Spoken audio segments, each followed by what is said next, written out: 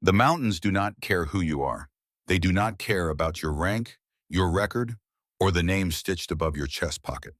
They do not care how many miles you have run, or how many hours you have trained, or what your instructors wrote about you in the files that followed you from one duty station to the next. The mountains of Kunar province in eastern Afghanistan care about none of it. They have been here for 40 million years. They have watched armies come and go like weather fronts, rising and passing and leaving the stone unchanged. Empires have broken themselves against these ridgelines, and the ridgelines have not noticed. The mountains will be here long after the last boot print fades from the last high pass. But on a morning in late October, when the temperature had dropped to 14 degrees overnight, and the sky was the color of a bruise finding its darkest hour, before the healing starts, the mountains were witness to something that gave even their ancient indifference a reason to hold still. A woman was tied to a tree, not a large woman, 5 feet 4 inches tall, 118 pounds, with dark hair matted across her face and blood dried in a thin line from her left temple down to her jaw. Her wrists were bound above her head with steel wire, not rope, not zip ties, but wire, the kind used to secure cargo in the back of military trucks, and the wire had bitten through the outer layer of skin on both cuffs and left wounds that would need stitches if she survived long enough to receive them. Her feet did not touch the ground. The full weight of her body had been hanging from her shoulder joints for so many hours that the muscles along her trapezius and rotator cuff had moved past pain into a deep structural numbness that she recognized from her training as the body's last reasonable defense before something structural gave way. She had been hanging there for 19 hours. 3 men stood around her. 2 carried rifles. The third held a flashlight trained on her face even as the morning grew pale and the tactical need for artificial light dissolved into the gray dawn. He was asking her something in Pashto, then in English. His English was halting in some places and precise in others, which told her something about where he had learned it and how long ago. "Last chance," he said, "last chance to tell us something useful." She did not answer him. She did not scream. She did not beg. She did not cry or bargain or lower her eyes. She looked past his shoulder, past the rifles, past the line of pine at the edge of the clearing, and fixed her gaze on the eastern horizon where a band of copper light was slowly drawing a line between the mountain ridge and the sky. She was counting, not hours. She had stopped counting hours somewhere around midnight when the counting became counterproductive, and she had redirected that mental energy toward things that were useful. She was counting other things now: the rotation interval of the guards, the behavioral patterns of the man who asked questions, how his posture changed when he expected an answer, versus when he had already decided the session was ending. The distance from her position to the nearest point of cover if her hands were free. The wind speed off the eastern face of the mountain, reading it against the movement of dry grass along the clearing's edge. She was still doing the job. The man with the flashlight said something to the others in Pashto. One of them made a sound that was not quite a laugh, more the exhalation of someone who has been awake too long and has found the situation less interesting than it was 6 hours ago. The sound moved through the cold morning air and dissolved against the rock face behind her without leaving a trace. She breathed in for 4 seconds, held for 7, released for 8. Her heart rate had been below 60 beats per minute for the last 4 hours. Her father had taught her that. When the narrator's voice comes, it is the voice of a man who has stood on ground like this. A man who knows what it costs, not in abstractions, but in the specific physical permanent currency of things that happen to a body and to a mind and do not fully unhappen afterward. It is not a voice that performs the drama. It is a voice that has absorbed the drama and come out the other side of it quieter and more deliberate for having done so. In 19 hours on that tree, she did not give them a single word, not one syllable, not a sound that could be shaped into information. And when the extraction team reached her position just after dawn, what they found beneath the blood and the frostbite and the wire marks on her wrists was not what any of them had been prepared for. The youngest medic in the group, a 29-year-old named Prescott, would later say that what he found when he pushed back her sleeve stopped him in a way that nothing in 6 years of Navy medicine had ever stopped him, the way a locked door stops you when you were absolutely certain it would be open, when you had your hand already reaching for the handle before you registered that the door was not going to move. He was right about that. But to understand what he found and why it stopped him the way it did, you have to go back 6 weeks. You have to go back to a morning at Fort Bragg when the air was still carrying the last weight of summer, and a woman walked through a gate and nobody knew what had walked in with her. Fort Bragg, North Carolina, the first week of September. The humidity that settles over the Carolina Piedmont in late summer was still present in the way of a guest who has overstayed but not yet acknowledged it, heavy and persistent in a way that made the early mornings feel thick. The unit had been operating out of a nondescript building on the eastern edge of the installation for 3 years.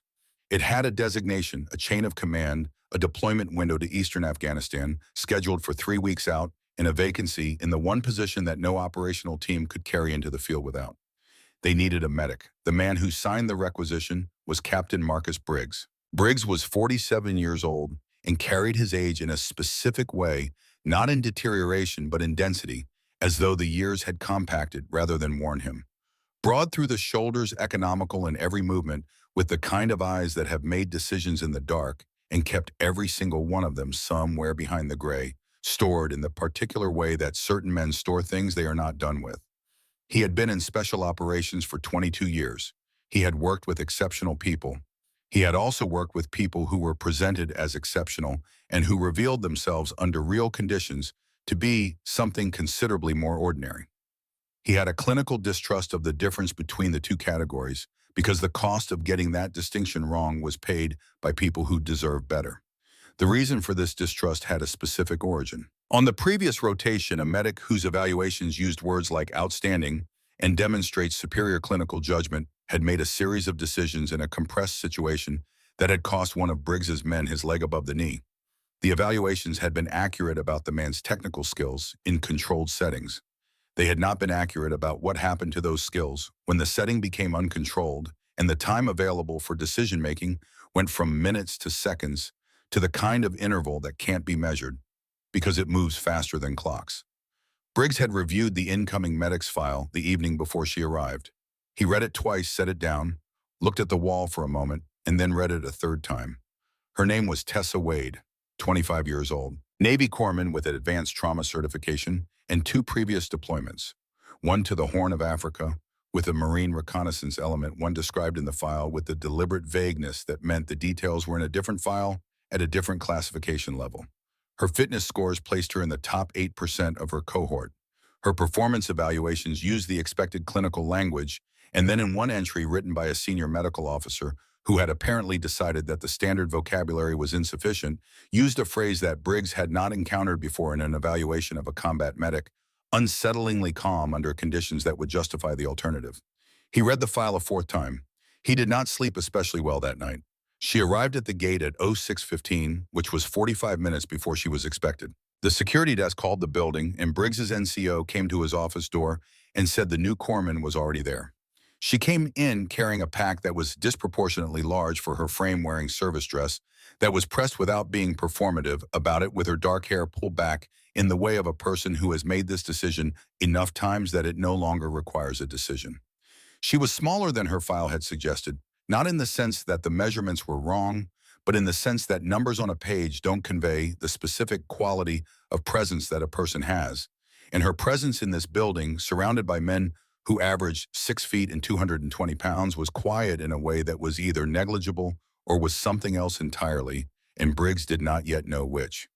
He introduced her to the room with the same economy he brought to everything. Name roll deployment window.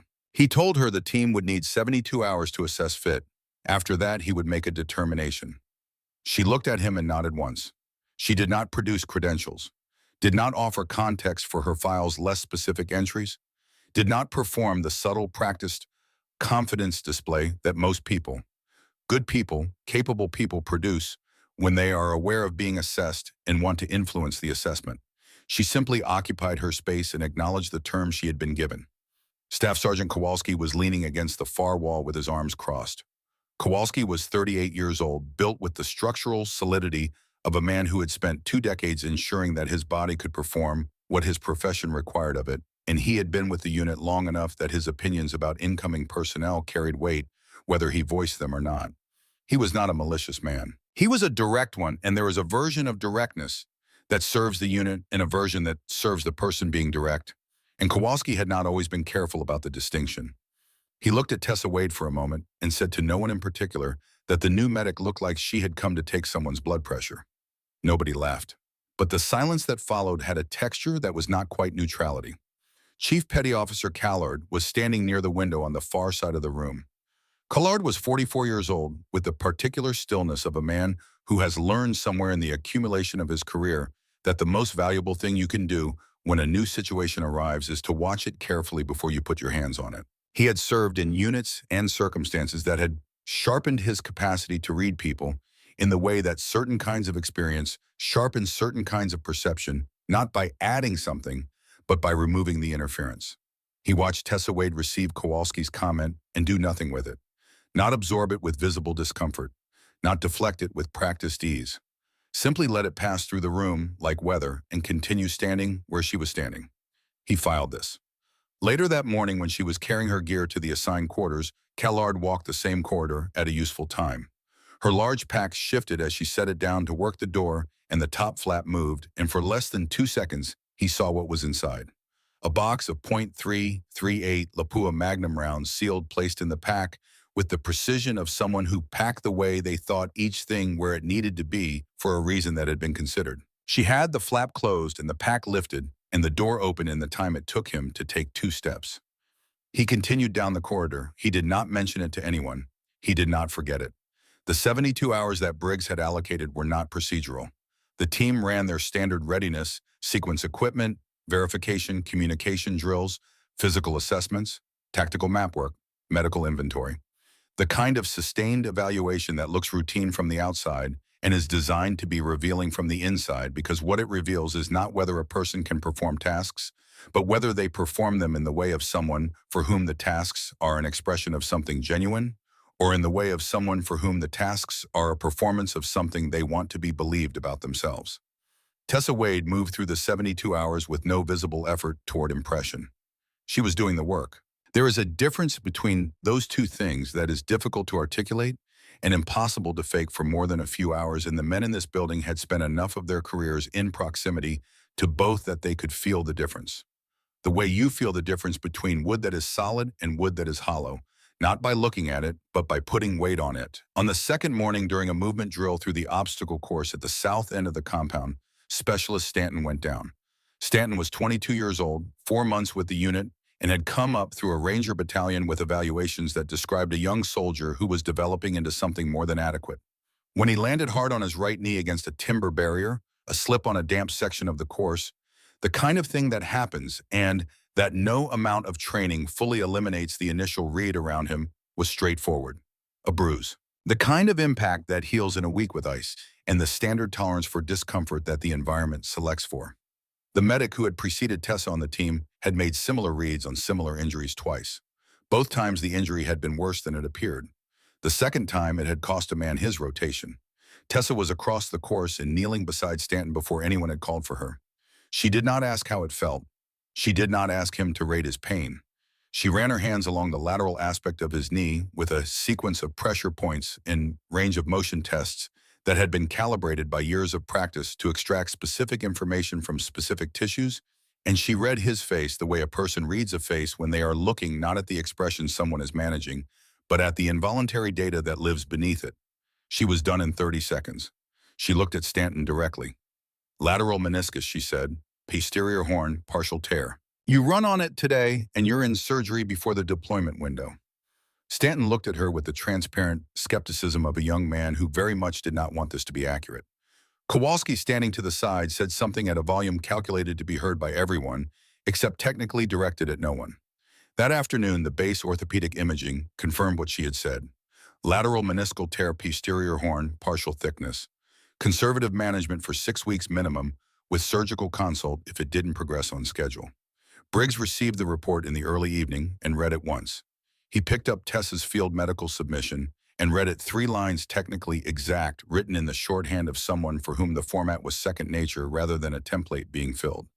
The diagnosis, the recommendation, the clinical rationale, nothing that wasn't necessary, nothing that was performing thoroughness. He set it down. He said nothing to anyone. But something in his assessment had revised the way a weight-bearing calculation revises when one of the variables turns out to be different than estimated. Kowalski was quieter the following morning than he had been, not in a way that most people would notice, in a way that Collard noticed. The 5th day brought a map exercise. The team was working through a terrain analysis problem, a hypothetical approach to a high-value position in a landscape that resembled the operational area they were 3 weeks from entering. The exercise required the integration of topographic data, weather modeling, pattern of life intelligence, and the kind of judgment about human behavior in specific terrain that does not come from a manual and cannot be reliably taught in a classroom.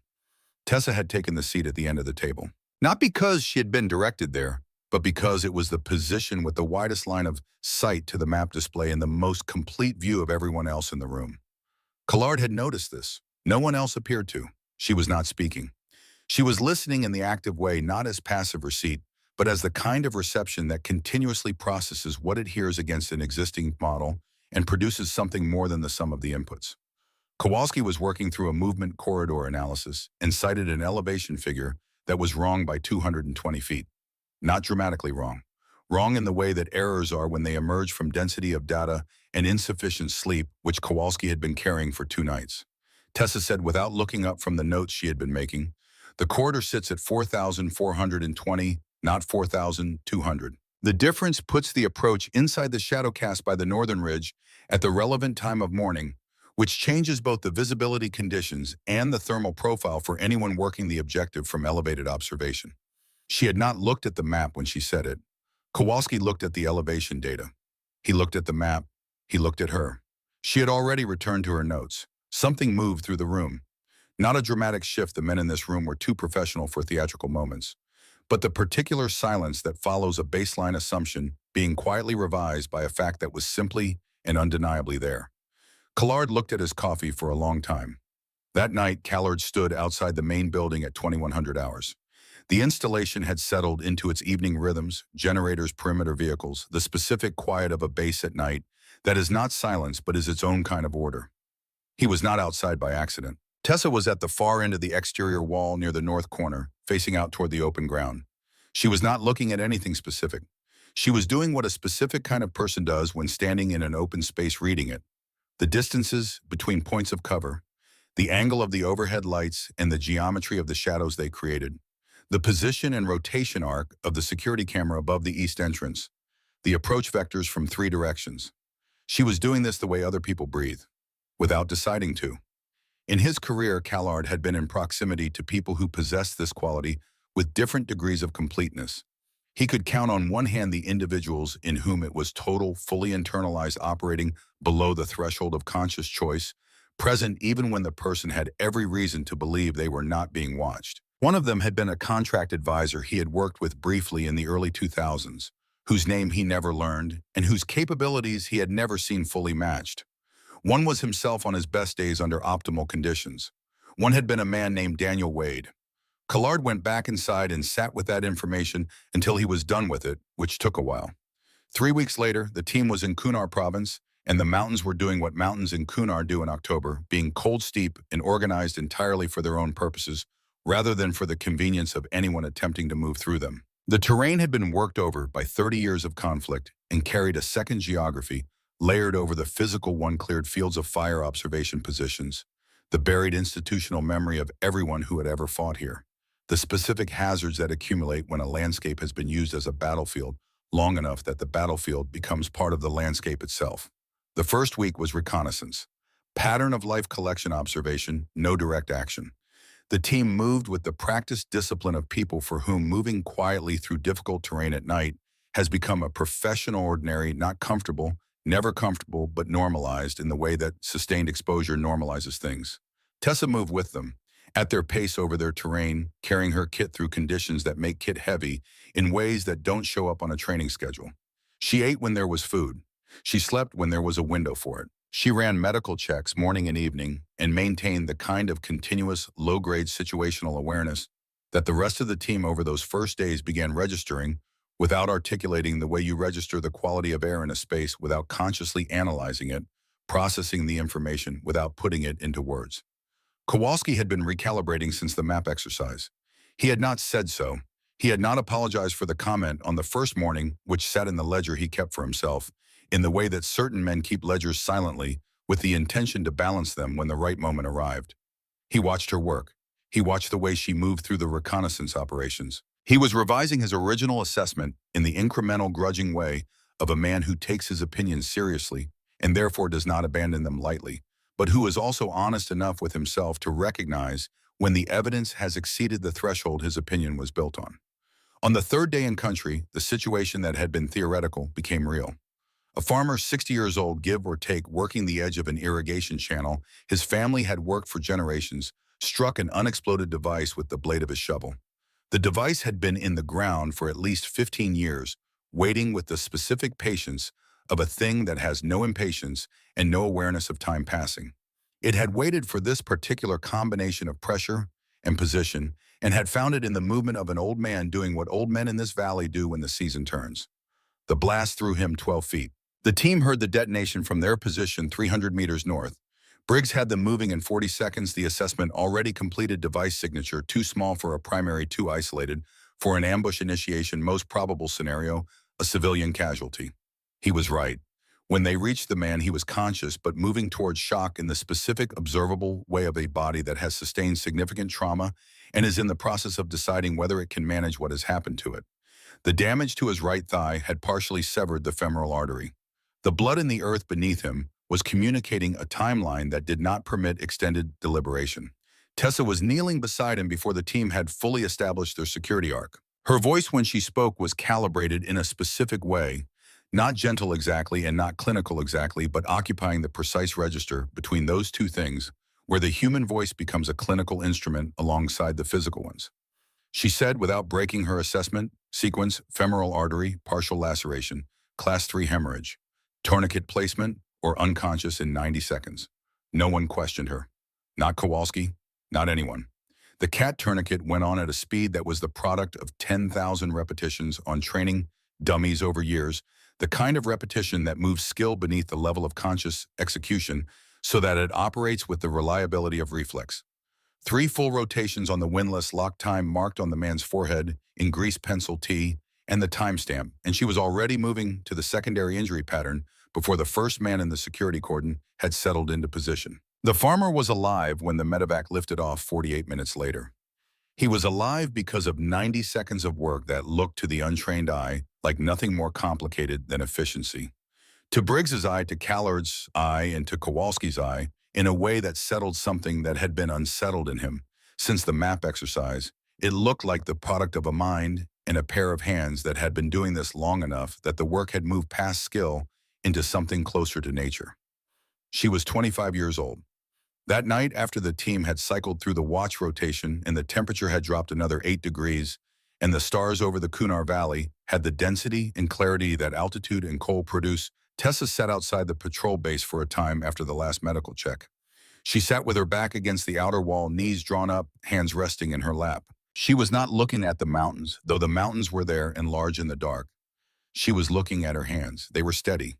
They had been steady for as long as she could remember, in the specific way that her father had described steadiness, not the absence of feeling, which was a different and lesser thing, but the refusal to let feeling move your hands.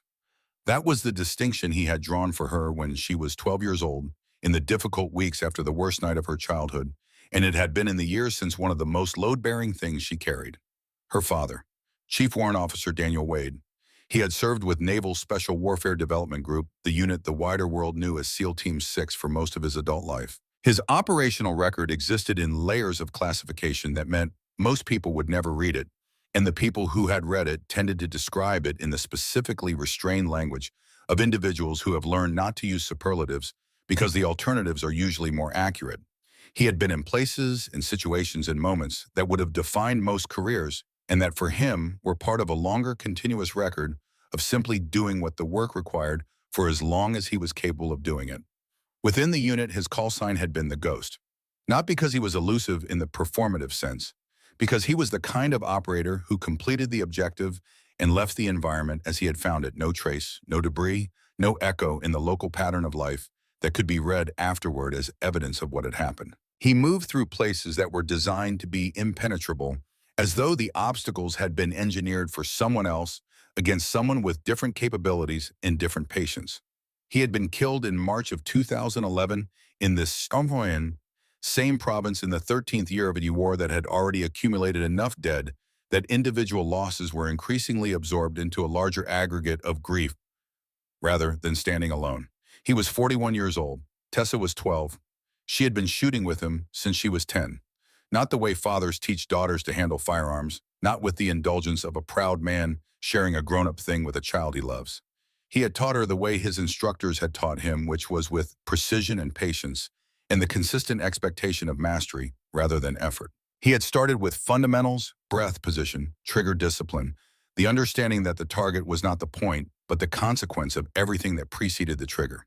Then he had added elevation, distance, wind drift, the specific mathematics of long-range ballistics that most shooters learn in theory and some learn in practice. Then he had added time pressure low, light, the problem of maintaining a heart rate below 60 when every physiological signal in the body is pushing it toward 90. She had been good at it from the beginning, not because of the training which was necessary, but not sufficient, because something in her, something that existed before the training began and that the training had found and shaped without creating, was built for the particular combination of patience and precision that the work required. She was built for stillness, for waiting, for the specific discipline of being entirely present in the real situation rather than the anticipated one. Her father had seen this and had named it for her once when she was 14, standing on a range in the blue Virginia morning after she had put 5 consecutive rounds into a group smaller than a quarter at 600 yards. He had not praised the shooting. He had said, "That's not the skill. The skill is the stillness. The shooting is just where it goes." She had understood intellectually at 14. She had understood in her body at 17, the first time she had been in a situation where the stillness had been tested by something other than cold weather and discomfort and time. She had understood the way you understand the ocean, not by standing at the edge of it, but by going all the way in. Then he was gone, and she had made a promise. She had sat across from her mother at the kitchen table in their house in Virginia, 7 days after the box had arrived with its specific government packaging that communicated its contents before it was opened. Her mother was a quiet woman who had married a man who spent half his life in places she couldn't know about and had built a life around that fact with the same practical acceptance that she brought to everything that couldn't be changed. She had looked at Tessa across the table with the expression of a woman who knows what is about to be said and has been preparing for it and is still not ready. Tessa had said she was going to serve, that she needed to. Her mother had said she understood, and then she had asked for one thing: be the one who saves them, not the one who ends them. Use those hands to put people back together. Tessa had honored this. For 7 years, she had honored it with genuine commitment rather than reluctant compliance, because she had found in the medical training she pursued with the same relentless focus she brought to everything that healing was not a lesser expression of what her father had given her, but a different expression of the same underlying truth that the work was to take care of the person next to you, whatever form that taking care required. The shooting was still present. That capacity did not atrophy from disuse. It had been built too deeply, practiced too long, integrated too completely into the structure of her abilities to be dissolved by a choice not to employ it. She maintained it in the private, specific way of someone who is not ready to use a thing, but is not willing to lose it. She went to ranges alone. She kept the proficiency current. She kept the box of .338 Lapui at the bottom of whatever pack was currently her most permanent address. She had not opened that box in 14 months. She looked at her hands in the dark. They were steady. She went back to work. The intelligence arrived on the 5th day in country. A human intelligence source had provided information indicating that a convoy of between 8 and 12 armed personnel associated with a specific network responsible for 3 incidents in the previous 18 months, that the team's operational brief described in the careful language of classified reporting, was going to move through a particular valley corridor 22 kilometers northeast within 72 hours. The network was carrying a material that the unit had been specifically tasked to prevent from crossing into the adjacent province. Briggs spent 4 hours on the intelligence package. He ran the route analysis twice, cross-referenced the terrain study against the weather forecast for the relevant window, and held 2 hours of planning with Callard before he briefed the team. The plan was observation and interdiction. Reach the intercept position before the convoy entered the valley, establish the team in a position that provided clean sight lines to both approach routes, confirm the target package, and act. Clean, professional. The kind of operation that the team had rehearsed in versions of this terrain for months. They moved out at 0300. The route was 12 kilometers of mountain terrain at night, through the cold that comes down off the high ridges after dark and settles into the lower ground with the democratic thoroughness of weather that does not make exceptions. The team moved with the specific quietness of people for whom moving through darkness and difficulty has become a professional normal. They moved in single-file spacing, maintained communication and hand signals, and the minimal radio traffic that the situation required. Tessa moved with them at their pace over their terrain, carrying her kit and everything else that the mission required her to carry. Kowalski was directly behind her for the first 4 kilometers. He watched her movement not critically, not with the residual skepticism that was still working its way through his system, but with the observational attention that his years of experience had made instinctive. She moved well, better than well. She moved with the economy of someone who had been doing this specific kind of movement long enough that the efficiency was no longer a technique, but a habit, each step placed with purpose, each adjustment of her pack made in the minimal way that minimized energy expenditure and noise simultaneously. He had seen corpsmen who could handle the pace. He had not seen many who handled it like this. He filed this alongside the other things he had been filing. They reached the intercept position 90 minutes before the intelligence window opened and established in a rocky cut above the valley floor that offered clean sight lines to the 2 most probable approach roads. Briggs placed the security arc. Callaway set the communications relay. Stanton and 2 others took the primary observation position on the elevated ground to the right. Tessa placed her medical kit at the center of the position in a location that gave her access to any point in the team's arc from any direction without requiring her to cross open ground to reach any of them. She had thought about this before she placed the kit. She had thought about it the same way she thought about every placement decision, with the specific logic of someone whose job was to be where she needed to be, when she needed to be there, and for whom that logic was automatic. She settled in. She waited. She was very good at waiting. The convoy entered the valley at 0612, confirmed target package at 0618.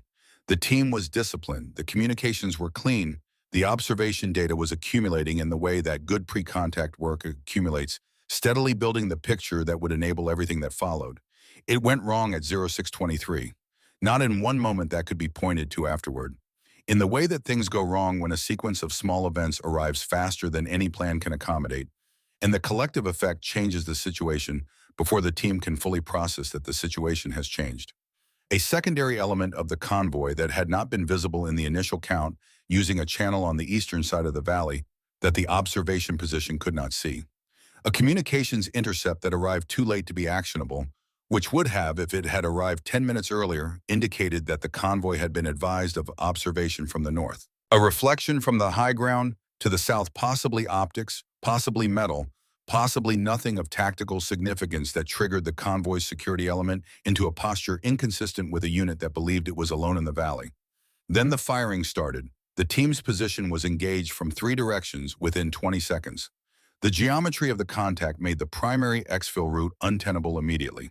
The secondary route required crossing 70 meters of ground that was covered by a position on the far ridgeline that no one in the team had yet been able to fully identify. And until that position was identified and addressed, the secondary route might as well not exist. Stanton went down in the first minute, not from an aimed shot, from the kinetic effect of a round that impacted the rock face immediately to his left and distributed the energy of the impact across the left side of his body in a way that the body was not designed to absorb without consequences.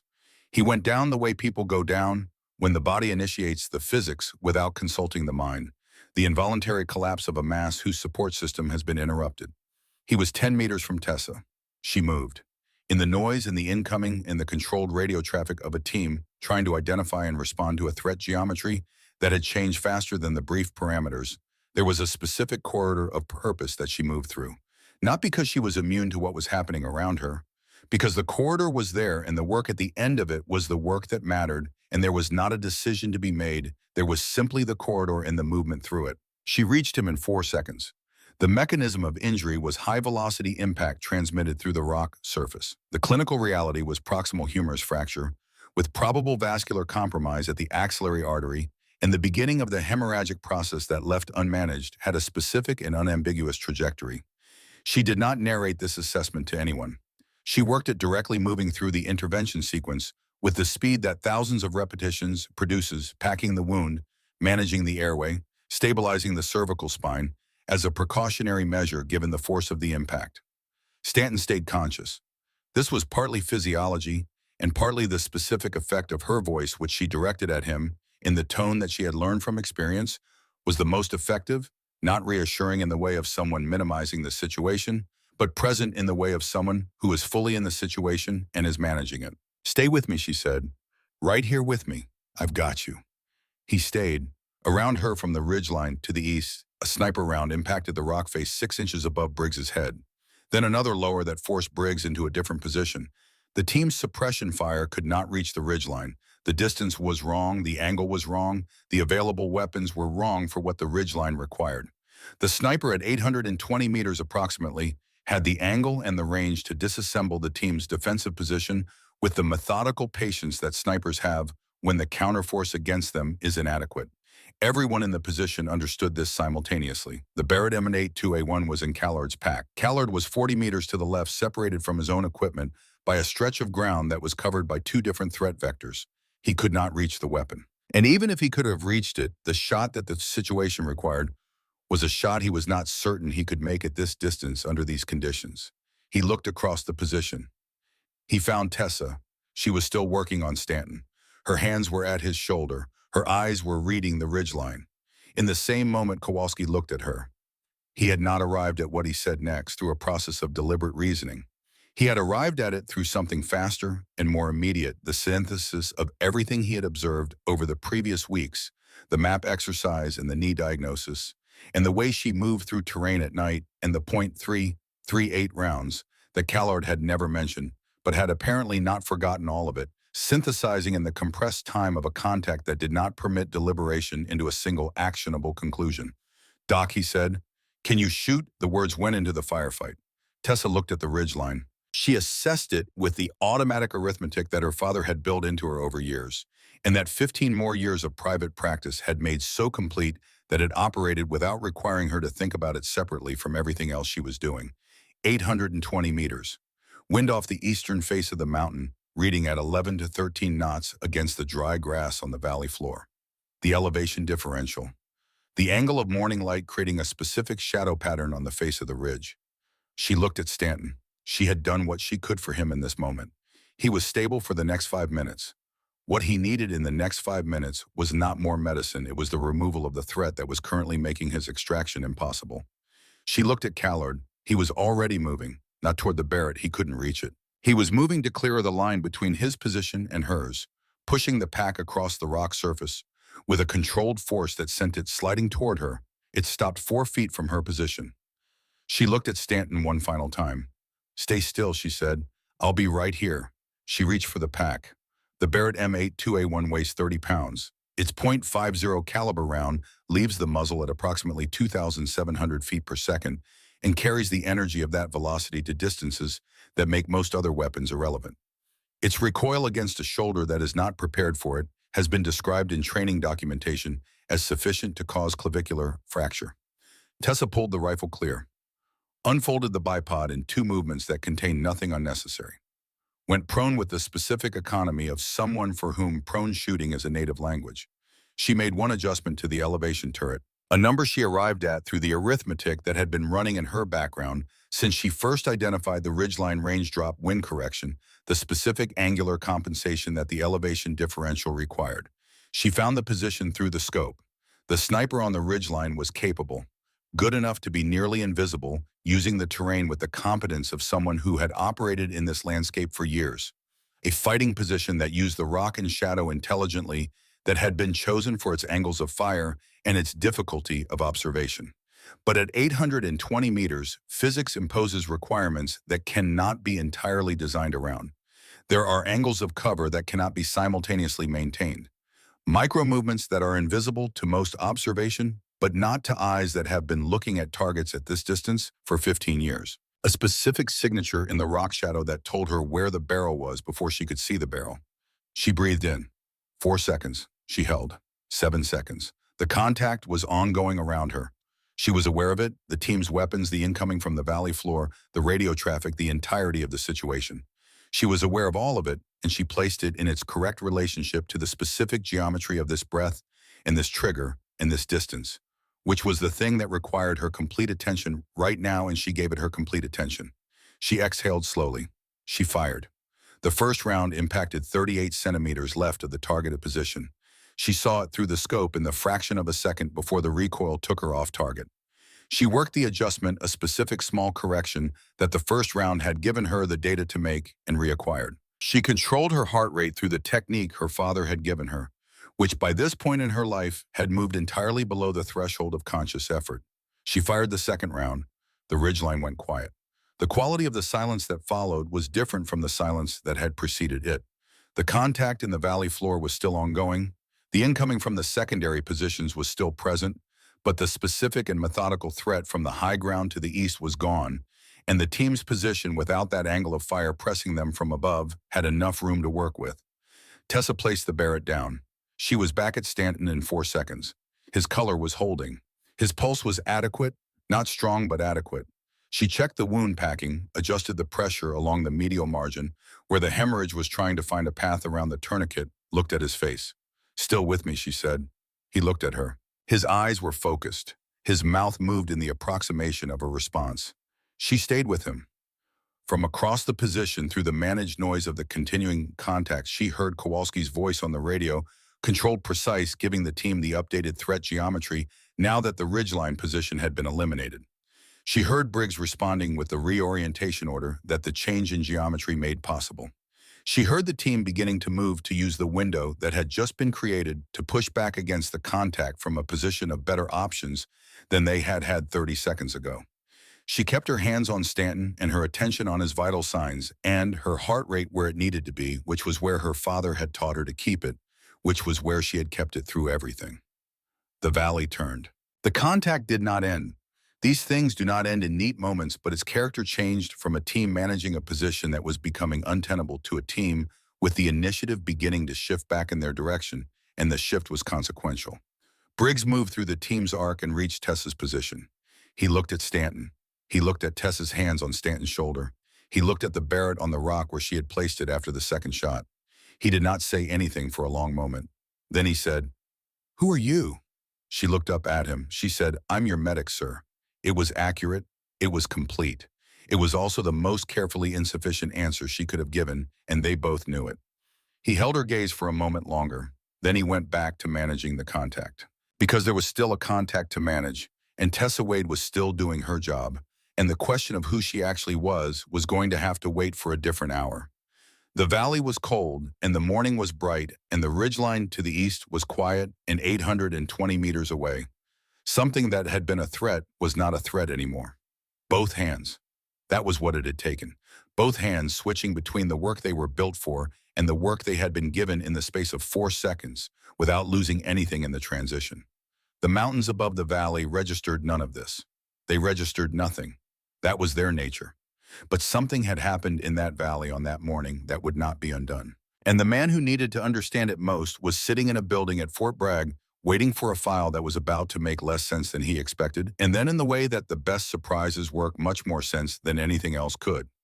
The contact ended at 0847, not with a definitive moment, not with a declared resolution or a single exchange that concluded things. It ended the way contacts end, when they have run their course with the incoming tapering to nothing, and the threat indicators going quiet, and the team's fire becoming first less necessary, and then unnecessary, and then absent, and the valley returning to the specific silence that follows violence, which is never quite the same as the silence that precedes it. The preceding silence is potential. The silence after is something that has been used. Briggs called stand down at 0851 after 3 minutes of confirmed no contact. The team went through the immediate aftermath procedures with the compressed efficiency of people who have done this enough times that the sequence is automatic personnel, check equipment, consolidation, threat, geometry assessment for secondary contact communication up the chain. The choreography of professionalism in a space that has just stopped being dangerous and might not have finished. Stanton was alive. Pale in significant pain that he was managing with the jaw-set discipline of a young soldier who understood that making noise about it served no one left arm. Not doing what his left arm was supposed to do, but alive, coherent, able to tell you his name and the current date and the answer to the question Briggs asked him about the name of his unit, which was the question Briggs asked every casualty as a rapid consciousness assessment in which Stanton answered without hesitation. Tessa had not left his side. She was listening to his chest with a cheap field stethoscope, functionally adequate, the kind of equipment that exists to do the job rather than to do it elegantly, moving it across his thorax in a sequence that was methodical in the way of someone who moves methodically because they are looking for something specific and have not yet decided whether they have found it. Then she went still. Not the stillness of a negative finding, the stillness of having found what she feared finding. She looked at Briggs. Tension pneumothorax, she said. Right side. Building. The words carried their clinical meaning efficiently and carried a deeper meaning underneath for anyone who understood what they represented in a body and in time. Air accumulating in the pleural space with no exit pathway, compressing the lung against the heart, progressing without any tendency towards self-correction. Left unaddressed, it moved through a predictable sequence, worsening respiratory distress, cardiovascular, compromised cardiac arrest. The timeline was not generous. The cause was the blast effect from the initial impact, the kind of secondary injury that arrives after the primary wound has absorbed all the attention, the kind that has killed more people than the wound that distracted from it. Kowalski was 6 feet away. He looked at Stanton and then at Tessa. He said, "What do you need?" She said, "Keep everyone back." She opened the kit. The 14-gauge angiocatheter was where it had been every time she had checked the inventory, which was multiple times since they had arrived in country, because she had the specific professional habit of knowing where every critical item was at all times in the way you know the position of things in a space you live in without looking, without searching, with the immediate certainty of familiarity. She found the landmark on Stanton's chest. Second intercostal space midclavicular line. She cleaned the site. She said to Stanton, "You'll feel pressure and then you'll hear something. Don't move." He didn't move. The needle went in. The sound that followed, brief, decisive, the hiss of trapped air finding the exit it had been denied, was disproportionately small for what it resolved. Stanton's next breath was visibly fuller than the breaths he had been taking for the previous 20 minutes. The gray that had been settling into his face began slowly to recede towards something more consistent with a person who was going to continue existing. Tessa secured the flutter valve, checked his pulse, checked his respiratory rate, looked at his eyes. "Better," she said. "Better," he said. She stayed with him. The team was quiet for a moment that was neither short nor long, but was specific, the moment in which multiple people are simultaneously processing what they have observed and arriving at conclusions that they do not yet have the language to share with each other. Kowalski looked at the Barrett on the rock. He looked at the ridgeline. He did the arithmetic because he was the kind of man who did arithmetic and expected it to produce reliable answers. And the answer this arithmetic produced was not one he had been carrying as a possibility 3 hours ago. He looked at Tessa, who was completely occupied by the patient in front of her and had not looked at the Barrett since she put it down. The arithmetic didn't leave room for the conclusions he had walked through the gate with on the first day. Briggs came to her when the medevac had been called and the LZ had been prepared and the team had settled into the patient watch that accompanies waiting. He came to her directly without the kind of preparation that announces itself. He said, "Where did you learn to shoot like that?" She was repacking the medical kit. Her hands moved through the inventory without requiring her eyes, and she spoke without looking up. "My father taught me," she said. Briggs waited for more.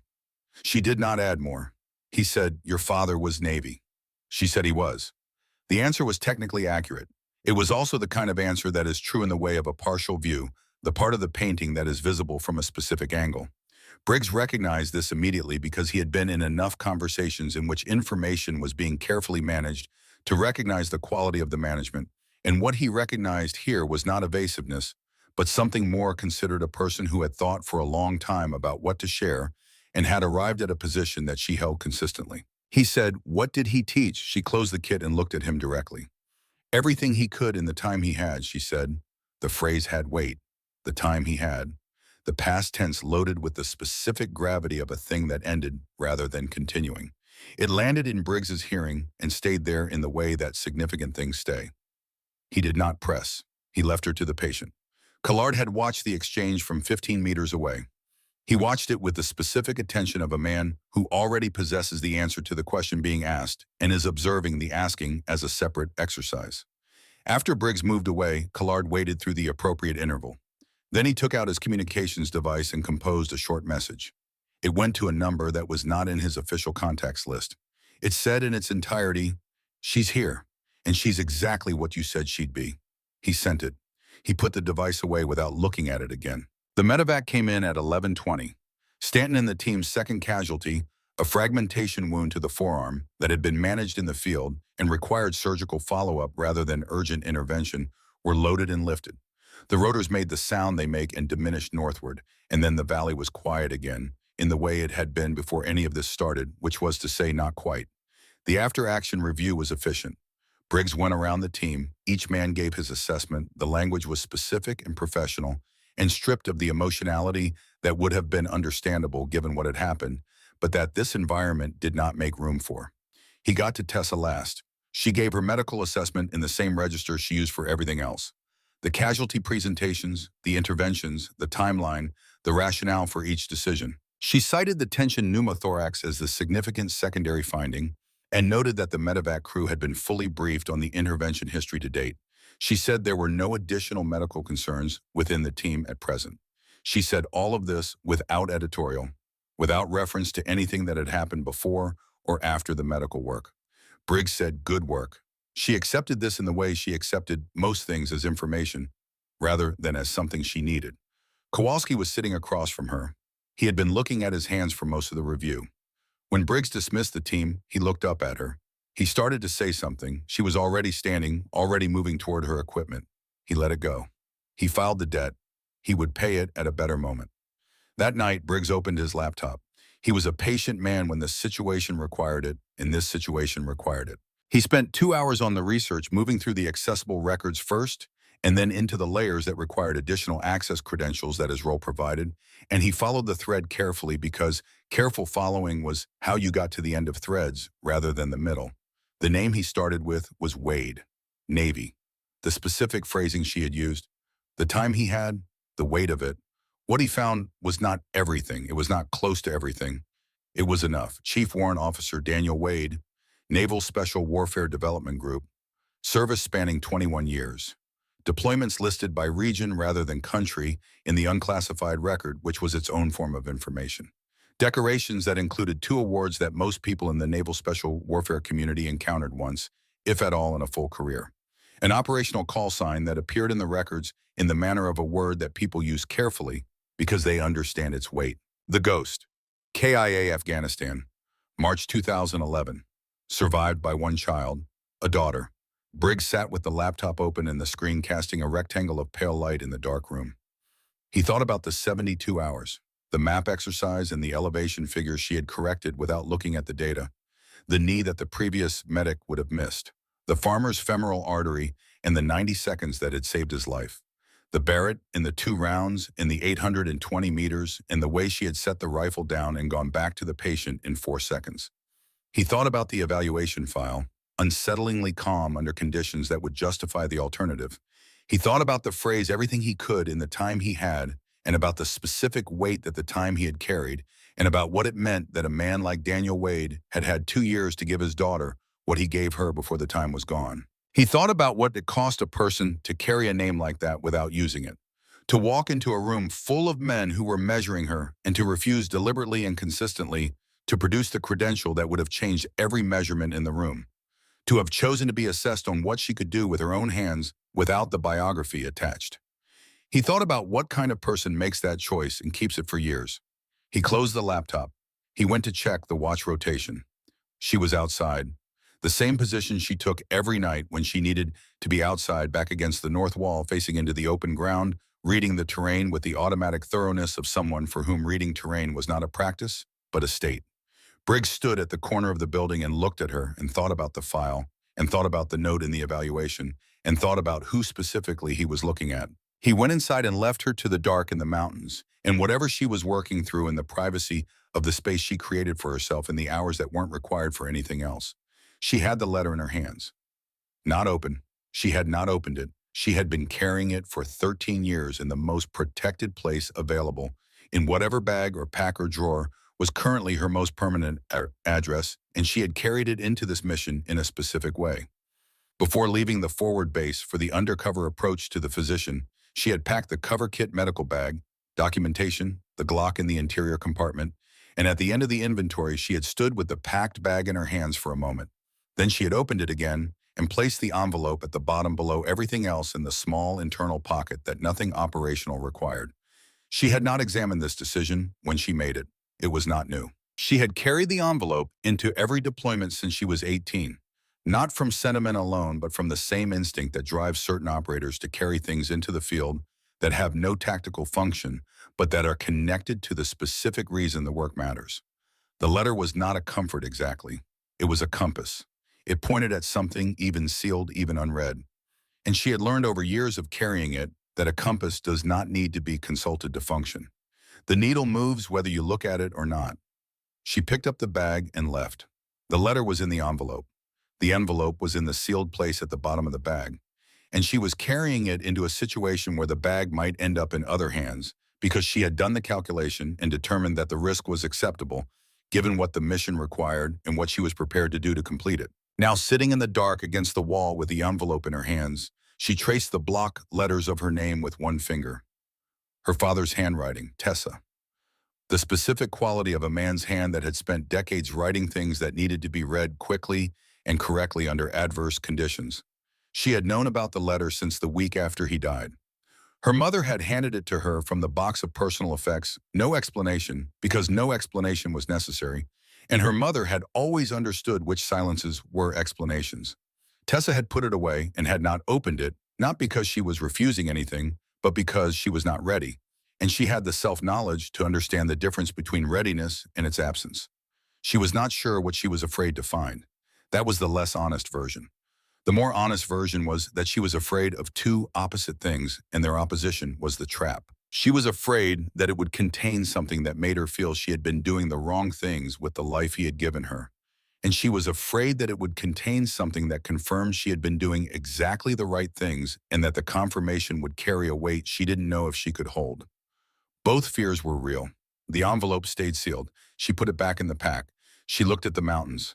She breathed in the deliberate way he had taught her, not the 4-7-8 technique specifically that was one tool among many he had given her, but the broader practice of using the breath as an anchor when everything else was moving. The breath as the fixed point that the rest of the situation could be organized around. Then she went back to the work. The third week brought a different kind of operation.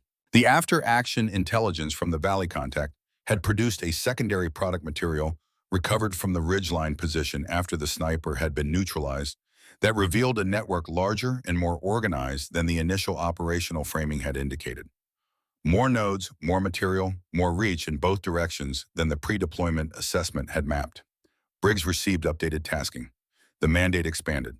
Part of the expansion involved cultivating a specific intelligence source, a physician with connections across multiple villages in the surrounding valleys, who had information about the network's movement patterns that conventional intelligence channels had not been able to access.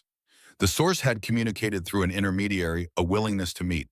The intermediary had specified a constraint: the source would not meet with anyone who read on site as military. He would meet with someone who could plausibly occupy the civilian register, a medical professional, NGO adjacent operating without the signature of the institutional presence he had reason to distrust.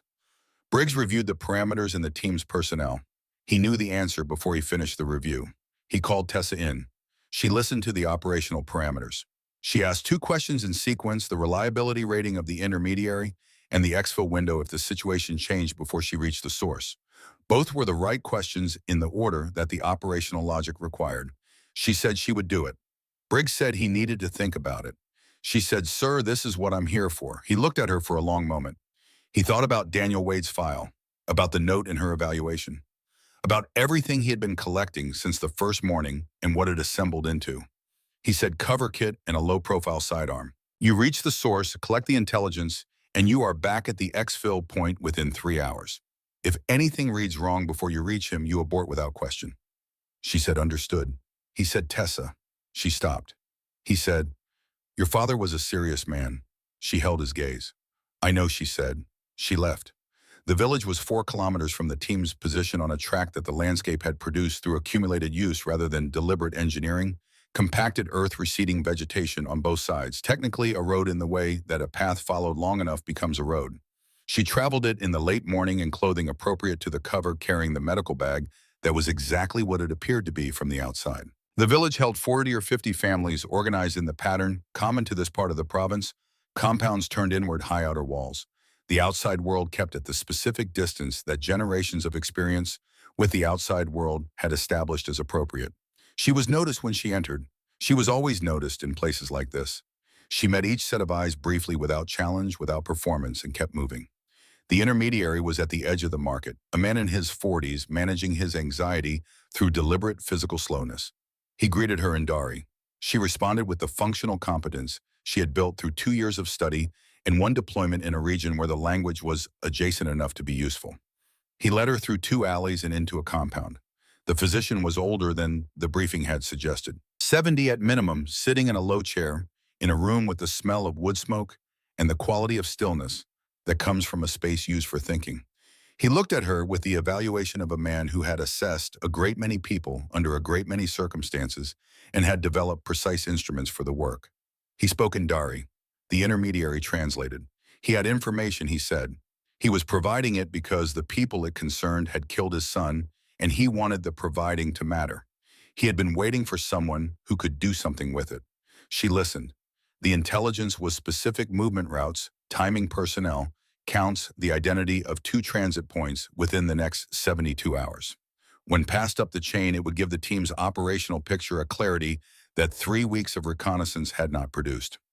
She thanked him and meant it. She received the information with the specific discipline of a person trained to hold significant data without changing their outward presentation, and she held it as she left the compound and began the route back toward the exfil point.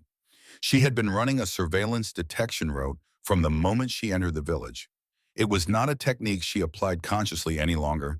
It had moved past technique into the category of continuous background processing, the way pattern recognition in a visual field operates below the threshold of deliberate attention. She saw it at the second intersection after the market. 2 men, different directions, which was the discipline, the trained separation of a surveillance pair to avoid the obvious pairing. But they were matching her pace adjustments in a way that was inconsistent with independent movement. One had footwear too uniform for a village market, the specific uniformity of equipment that comes from a common source. Neither had the relaxed, unfocused peripheral attention of a person simply passing through a space they inhabited. She counted what was visible. She estimated what wasn't. The geometry of the alley system was narrowing her options faster than the distance to the exfil point could accommodate. The Glock was available, but drawing in the middle of a civilian market with unquantified additional personnel would produce an outcome she couldn't control. The communications window for calling in support required time she didn't have in the quantities that the support would require to be actionable. She ran the calculation. The physician's intelligence was already gone. She had transmitted the compressed package from her communications device. In the 30 seconds she had been alone in the alley behind the compound, the window between leaving the physician and meeting the intermediary for the route back. Her father had told her once that information delayed for comfort is information risked for pride. She had taken it as an operating principle at 16 and had never found a situation where it wasn't true. The intelligence was out of her hands and into the network. She stopped at the entrance to the alley. She set the medical bag down. She raised her hands. They did not produce immediate violence. This was information. People who intend immediate harm do not transport. They blindfolded her, put her in a vehicle, and drove for what her internal navigation estimated at 25 to 35 minutes north-northeast, with sustained climbing, which placed them in the higher ground above the valley floor where the team's observation capability was limited by the terrain. They took the Glock. They took the communications device already cleared of everything except cover documentation. They searched the bag and found what the cover contained. The blindfold came off in a stone room that smelled of damp and wood smoke, and the specific combination of those 2 things that old mountain structures accumulate over generations of use. 2 guards. A third person arrived 20 minutes later, the person who would be asking questions. His English was functional. His accent was not local. She filed this without indicating she had filed it. He said, "Tell me who you work for." She looked at him and said nothing. He said, "Your documents identify you as a medical worker. Medical workers in this region operate through 3 organizations. We have contacts in 2. You are not in either system." She said nothing. He said, "The physician you met with is known to us. What did he tell you?" She said nothing. He studied her face the way an experienced interrogator studies a face, looking not for reaction, but for the absence of reaction, which is itself a category of information. She gave him the absence without effort. There was nothing performing the absence. The stillness was simply there, the way it had always been there, the way her father had said it was there before he had done anything to put it there. He left. They brought her outside at 0300. The cold was immediate and total, 14 degrees with a wind from the north that moved across the mountain face with the thoroughness of a physical process that has no awareness of what it is moving across. She was not given additional clothing. The tree was at the edge of the clearing, a pine old wide enough that she could not have circled it with her arms. The wire they used was cargo wire, not rope, not restraint wire designed for human use, but the thick steel wire used to secure loads in transit, and it communicated through its use a specific quality of indifference to the cost of the communication. They bound her wrists and left her suspended feet off the ground in the dark and the cold. For the first hour, she organized her body. This was the framework her father had given her at 16 on a Saturday morning in the backyard of the house in Virginia when she had asked him what happened if someone caught you. He had told her without abstraction, in the specific and practical way he told her everything that mattered. He had walked her through the physiology of sustained stress positions, the management and strategies that prolonged functional capacity, the mental framework that prevented the catastrophizing that accelerated physiological decline. He had done this not to frighten her, but to give her tools for a situation that he understood was possible and that he had decided she should be equipped for rather than protected from. She contracted her core, transferred as much weight as she could from the shoulder joints to the broader muscle groups, initiated the isometric sequence systematic contraction of each muscle group for 10 seconds released, moved to the next working from her feet upward to generate internal heat against the cold that was entering her from every surface simultaneously. She counted the interval between wind gusts. She counted the steps in the guard rotation. She counted the sound pattern from the structure behind her voices. Movement radio traffic, the rhythm of people managing a night they had not designed for enjoyment. All information, all potentially useful. The interrogator came back at intervals. He varied the approach, sometimes direct questioning, sometimes the kind of ambient pressure that is meant to erode rather than extract, sometimes silence. She gave him the same thing each time. She gave him the stillness that was not performance and was not suppression and was simply the nature that she had been born with and had spent 15 years understanding. At the 7th hour, when the cold had moved from discomfort into the systemic territory where the body begins making decisions about resource allocation that a person does not get to vote on, she shifted her focus. Her father had told her the body can sustain almost anything if the mind does not give it permission to stop. The mind stops when it runs out of reasons to continue. So you maintain the reasons. You hold them in front of you the way you hold a compass. You know what you're pointing at. She held the reasons. Stanton, who needed the team to remain operational to have the best possible extraction. The physician's intelligence, which was already in the network and which would produce results only if the team was still functional when those results became actionable. The mission that extended beyond this clearing, beyond this tree, beyond this night. She held these reasons with the same steady hands she held everything. At the 15th hour, the interrogator tried something different. He had given up on direct questions. He understood by now that direct questions would not produce what he was looking for. He was moving to the environment, not the physical environment, which he had already deployed, but the personal one. He said things about the team she had come from, about the duration of any organized search before it became unrealistic about the outcomes that followed from that duration. She listened. She gave him nothing. Then he reached into the medical bag that one of the guards had been carrying since they arrived. She had not been thinking about the bag. The bag contained equipment and cover documentation and nothing that deviated from the cover in any way that mattered operationally, which was why she had not been concerned about it. He reached to the bottom of the bag, to the internal pocket, and he produced the envelope. She saw her name in her father's handwriting, Tessa. The block letters, the compressed, deliberate quality of a hand that had written for legibility rather than expression for most of its adult life. He held it up into the flashlight. He was watching her face. Something moved in her face. She knew it moved because she could not entirely prevent it. Not a full reaction. Nothing that an untrained observer would necessarily have read as significant, but in the specific minimal movement of the muscles around her eyes that an experienced interrogator reading a face he has been watching for 15 hours would find. The involuntary signal of recognition and loss arriving simultaneously. He saw it. Of course he saw it. He had been waiting for something exactly like it. He said, "This is important to you." He produced a lighter. He held the flame near the corner of the envelope. She looked at the envelope. She looked at her father's handwriting. She looked at the flame. She looked back at him. She gave him nothing. And she thought in the specific clarity of exhaustion past its own threshold, he can burn it. He can take the last physical thing her father wrote for her and reduce it to ash in the cold wind of this mountain. He has that power. She cannot stop him. He does not have the other thing. The meaning of the letter was not in the paper. She had understood this for years, but had not fully believed it until this moment. The meaning was somewhere that fire could not reach in the 13 years of carrying it without reading it, which was its own conversation, its own continuous exchange with a man who couldn't respond. In everything she had done with the life he had given her, and the abilities he had passed to her, and the values he had built into the structure of how she saw the world, and what she understood her obligation in it to be. She already knew what the letter said, not the specific words. Those were in the envelope. But the essential thing, the thing that a man like her father would have needed his daughter to know, she had known it for years. She had known it in the way you know things that are true about a person you love and have watched carefully and have never stopped paying attention to.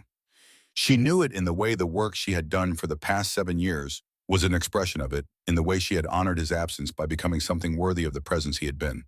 He was proud of her, not of what she could do with a rifle or a medical kit, of who she was, of the stillness, of the patience, of the refusal to let the hard things make her into a harder version of herself than the situation actually required.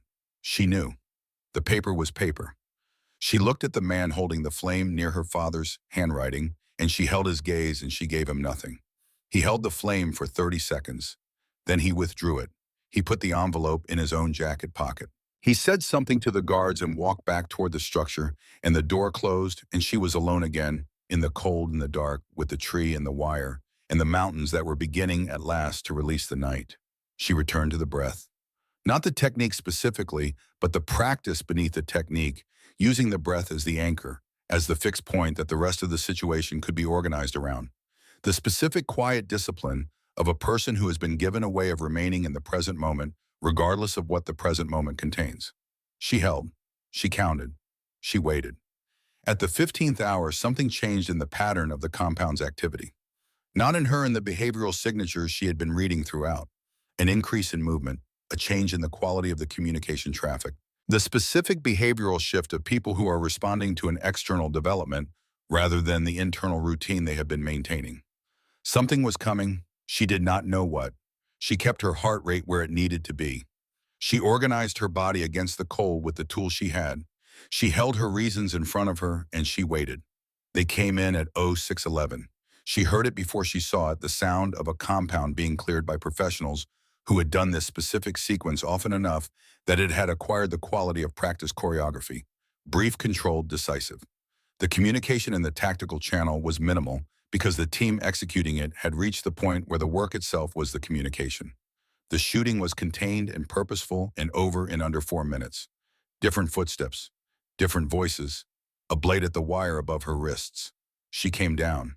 She could not have stood unassisted. This was not a failure of will. It was the accurate physical accounting of what 19 hours of suspension in 14-degree cold had done to the specific muscle groups and joint structures responsible for standing. She acknowledged this without judgment and accepted the support of the hands that caught her with the same practical clarity she brought to any medical assessment. The face that resolved through the blur of the first moments was young. Mid-20s, methodical in the way of a trained medic beginning an assessment, managing whatever his initial reaction was with the professional competence his training had built. Prescott, not part of Briggs's team. He was with the extraction element, a different unit brought in for the recovery operation. His kit identified him as a Navy corpsman. She registered all of this in the first 5 seconds. She registered something else in the next 2 seconds. The team leader of the extraction element, standing 8 meters away on a radio call, his back partially turned. She said in a voice roughened by cold and 19 hours of silence barely audible, "Don't let him see what's under my left sleeve." Prescott looked at her. He looked at the team leader. He looked back at her. She had already closed her eyes. He worked fast. Speed was the clinical imperative, and the situation reinforced it.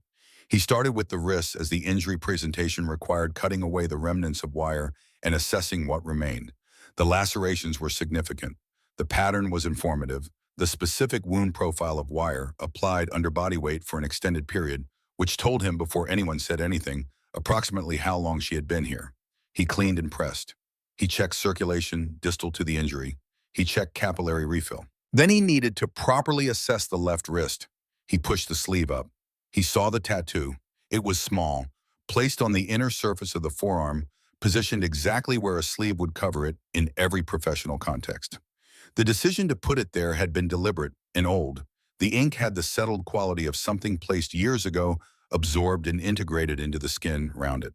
The seal trident, precisely proportioned, correctly rendered, without the embellishment that decorative versions typically carry. He had seen versions of the trident before in this community you encountered them. He had never seen what was beneath it. Below the trident, in precise block characters, a designation code. Prescott looked at it, his hand stopped. In 6 years of Navy medicine in situations ranging from training accidents to active firefights, he had developed the professional capacity to continue working in the presence of significant findings, to treat the wound and process the implications afterward in the space that follows, rather than the space of the work itself. He sat back on his heels. The designation code was specific. He recognized it not from a roster, no roster would have contained it, but from a classified orientation document that a senior instructor had placed in front of him during his first week of assignment to the Naval Special Warfare Support Element, and then removed after 15 minutes, saying only that what was in it represented a standard that the community did not discuss openly because the standard existed above the level at which discussion was productive.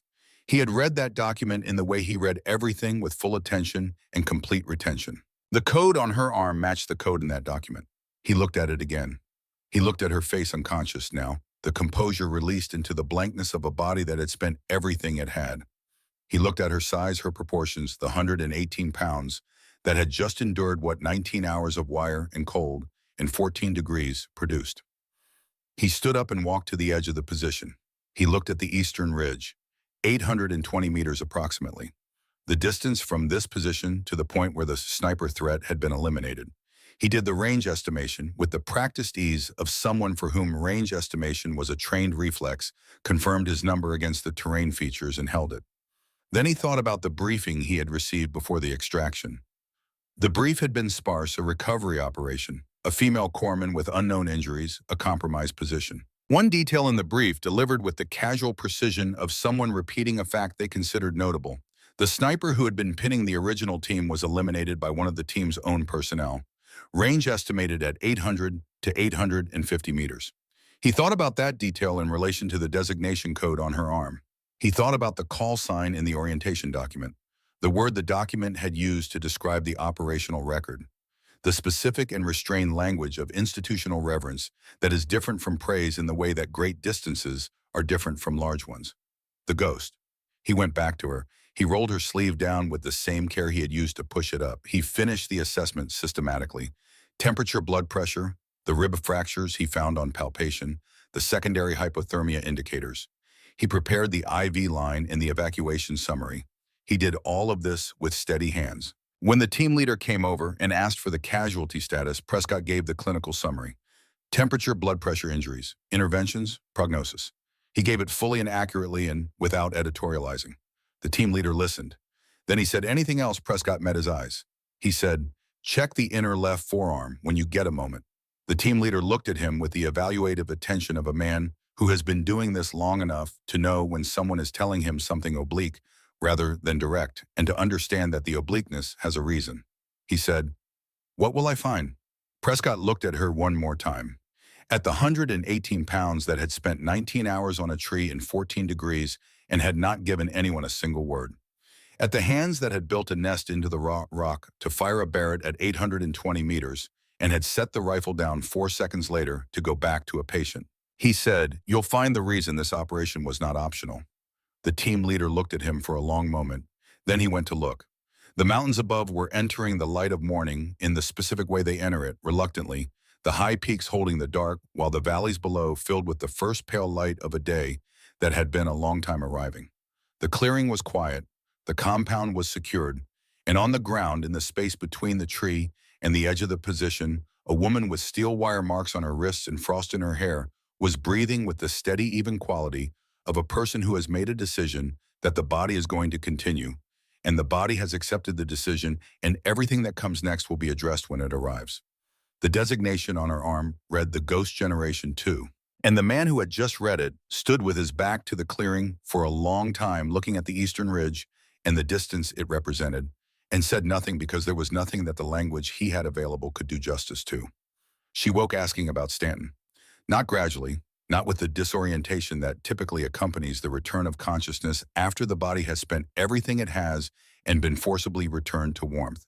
She came back the way she did most things from wherever she had been to fully present in the space of a single breath without the confused interval in between. The first coherent thing out of her mouth was his name.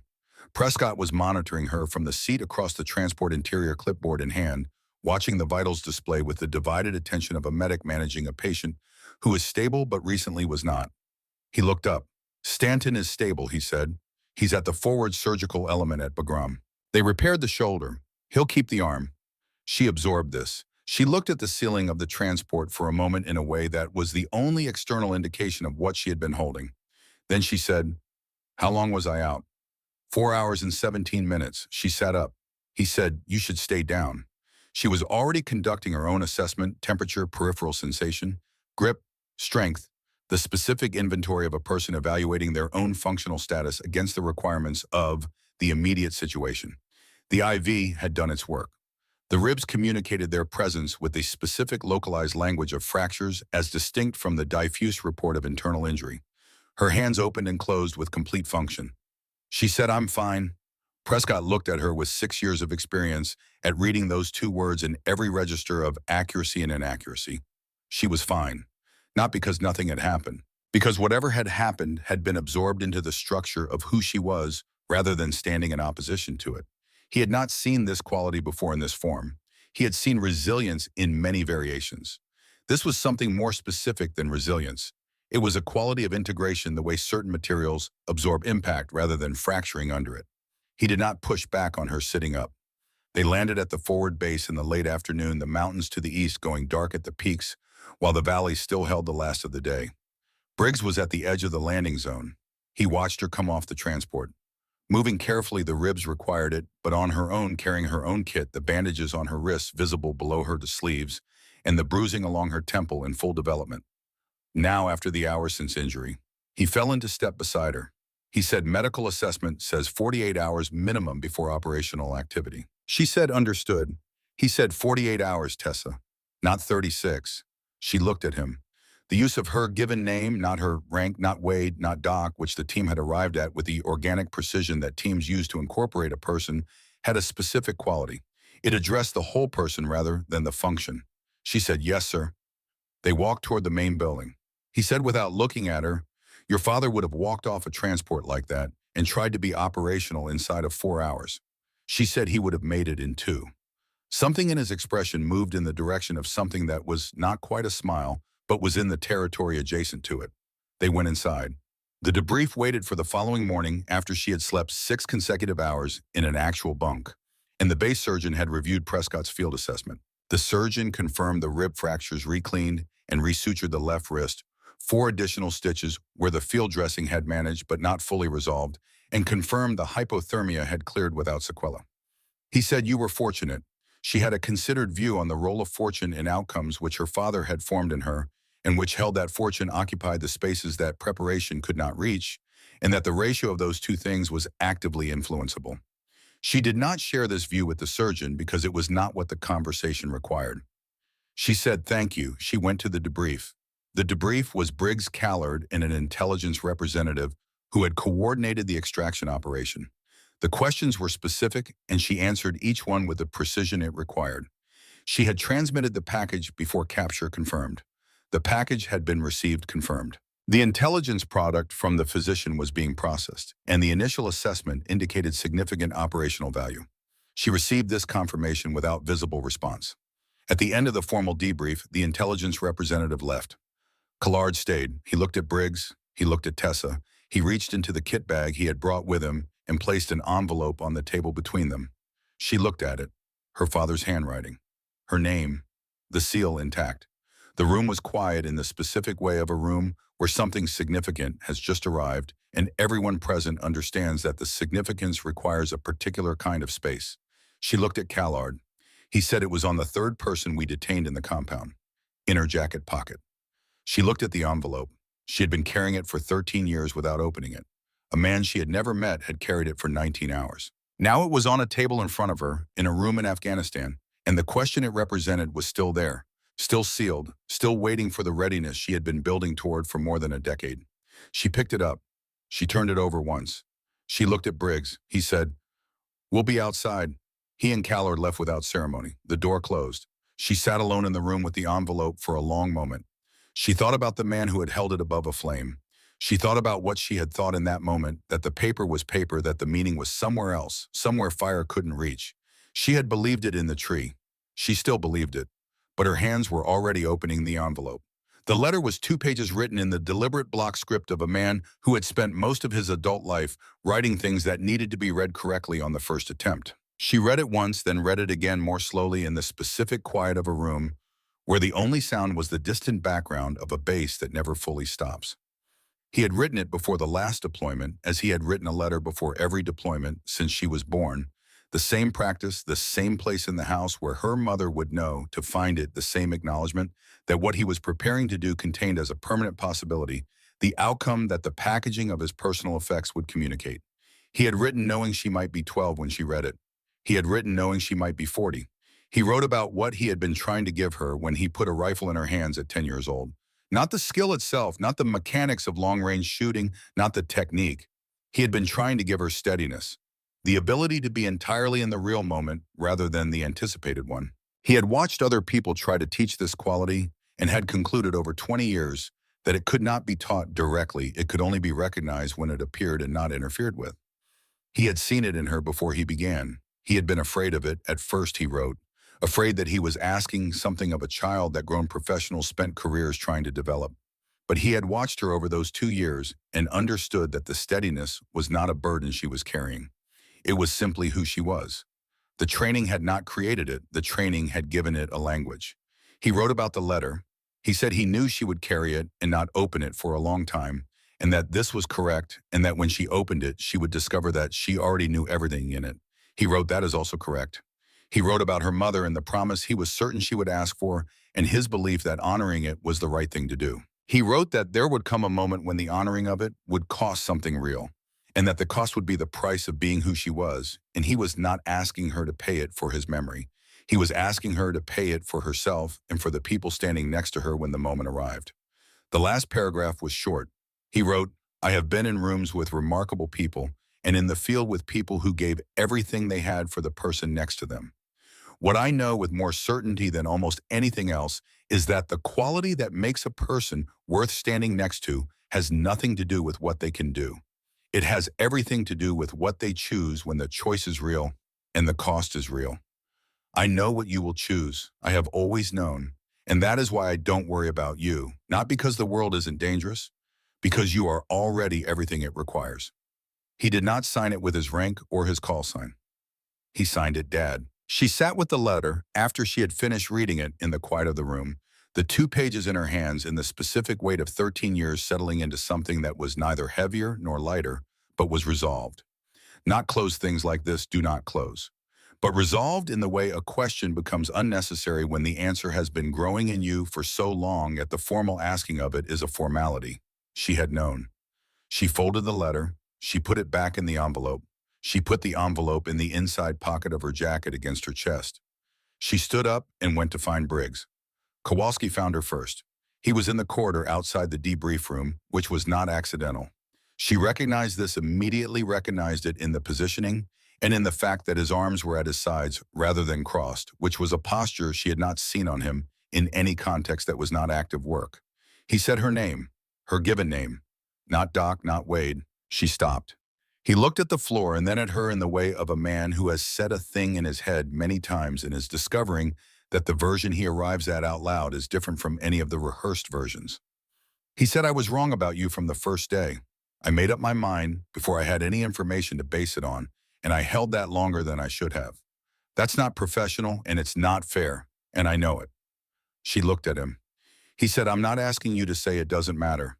It does matter. I'm telling you I know it does." The corridor was quiet. Somewhere down the hall, a radio was running through a comms check.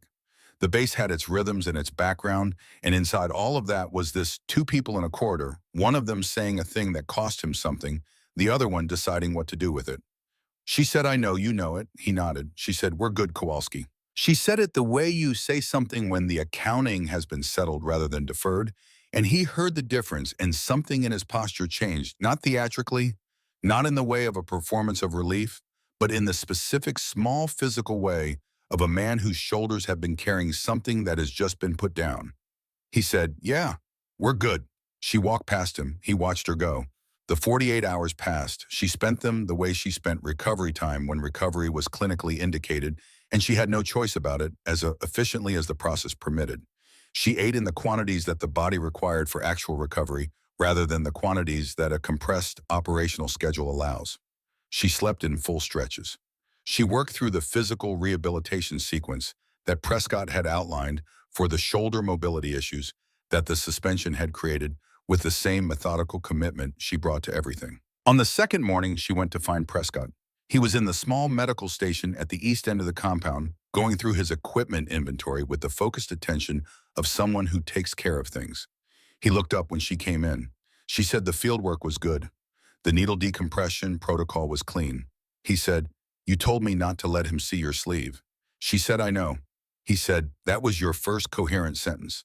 After 19 hours on a tree, she said it wasn't about the cover. He looked at her and she explained what she had told herself in the moment, that the designation code was information about the team and the operation and the people whose work it could complicate, and that information needed protection the same as anything else that needed protection. He thought about this for a moment. He said, "Can I ask you something?" She said, "You can ask." He said, "The designation, the transfer. How long have you known about it?" She said, 4 years, a retired officer who knew my father told me. He said it had been transferred into a classified record about 6 months after my father was killed. He thought I should know. He said, "Did you know what it meant?" She said, "I knew what my father meant it to mean when he carried it. He carried his designation as a commitment, not as a record of what he had done, but as a statement of what he was trying to be. I put it on my arm because I was making the same commitment, not to match him, to continue the direction he pointed me in."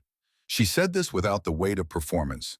She said it the way she said things that were simply true, flatly accurately, without making them larger than they were. Prescott said nothing for a time. Then he said, "The file for that designation, when I read it in orientation, it was one of maybe 4 documents I encountered in 6 years that I read twice. The second time not for information, but because I wasn't sure I had understood the scale of it correctly the first time." She waited. He said, "I want you to know that whatever the institutional process produces, whatever timeline it runs on the people who matter in this community, already understand what they're looking at." She looked at him. She said, "Thank you." She left. The 48 hours ended and the team assembled for a brief. Briggs entered with the compressed, purposeful economy of a man who has something to communicate and intends to communicate it efficiently. He briefed the updated intelligence picture. The physician's information combined with the intercept product from the Valley contact 3 weeks prior had produced a specific and actionable picture of the network's next significant movement. There was a window. The window was narrow. The team needed to move within 18 hours. He went through the route, the objective, the personnel assignments. He assigned Tessa to the primary element. He did this without elaboration. It was a statement of operational logic rather than a gesture, and the team read it as such. Kowalski looked at Briggs, confirming rather than questioning. Callard showed nothing. Tessa looked at the map. They moved out at 0200. The route was 28 kilometers through terrain that the maps described accurately and incompletely accurately, because the measurements were correct, incompletely, because maps cannot communicate the specific quality of mountain ground underfoot in the dark, or the way cold accumulates in the body over 4 hours of sustained movement at altitude, or the particular fatigue profile of a set of ribs that have been fractured and are healing and are now being asked to participate in something that healing ribs do not prefer. She moved through all of it. The ribs were present in every steep section, every scramble over broken rock, every moment where the pack shifted and the strapping pulled against the fracture sites. She incorporated this into her movement pattern without letting it change her pace or her position in the file. The shoulder mobility was not fully restored, but was within the functional range that the mission required. She had assessed herself against the mission requirements the evening before with clinical objectivity and had determined that she was fit for purpose. She was fit for purpose. The team reached the objective position 90 minutes before the intelligence window opened, established in the rocky outcropping above a secondary road that was the network's most probable transit road. Briggs placed the security arc. Callard set communications. Stanton's replacement on the primary observation took the elevated position. Tessa placed the medical kit. She settled in. She waited. The window opened at 0537. Nothing happened. At 0611, a vehicle appeared at the western end of the road below. At 0614, it was confirmed as consistent with the network profile. At 0619, it stopped 300 meters short of the team's optimal position. Briggs watched through his optics. He said, "Something's wrong." She was already reading it. Not through optics, but through the vehicle's behavior, the way it had stopped in a position that was tactically inexplicable for innocent transit, but precisely explicable for a vehicle serving as a probe checking for the kind of observation position the team was currently occupying. Secondary vehicles appeared, two from different approaches. The geometry shifted from an ambush the team was setting to an ambush the team was in. Briggs called contact at 0621. Three vehicles, multiple personnel approach vectors covering the primary exfil and most of the secondary.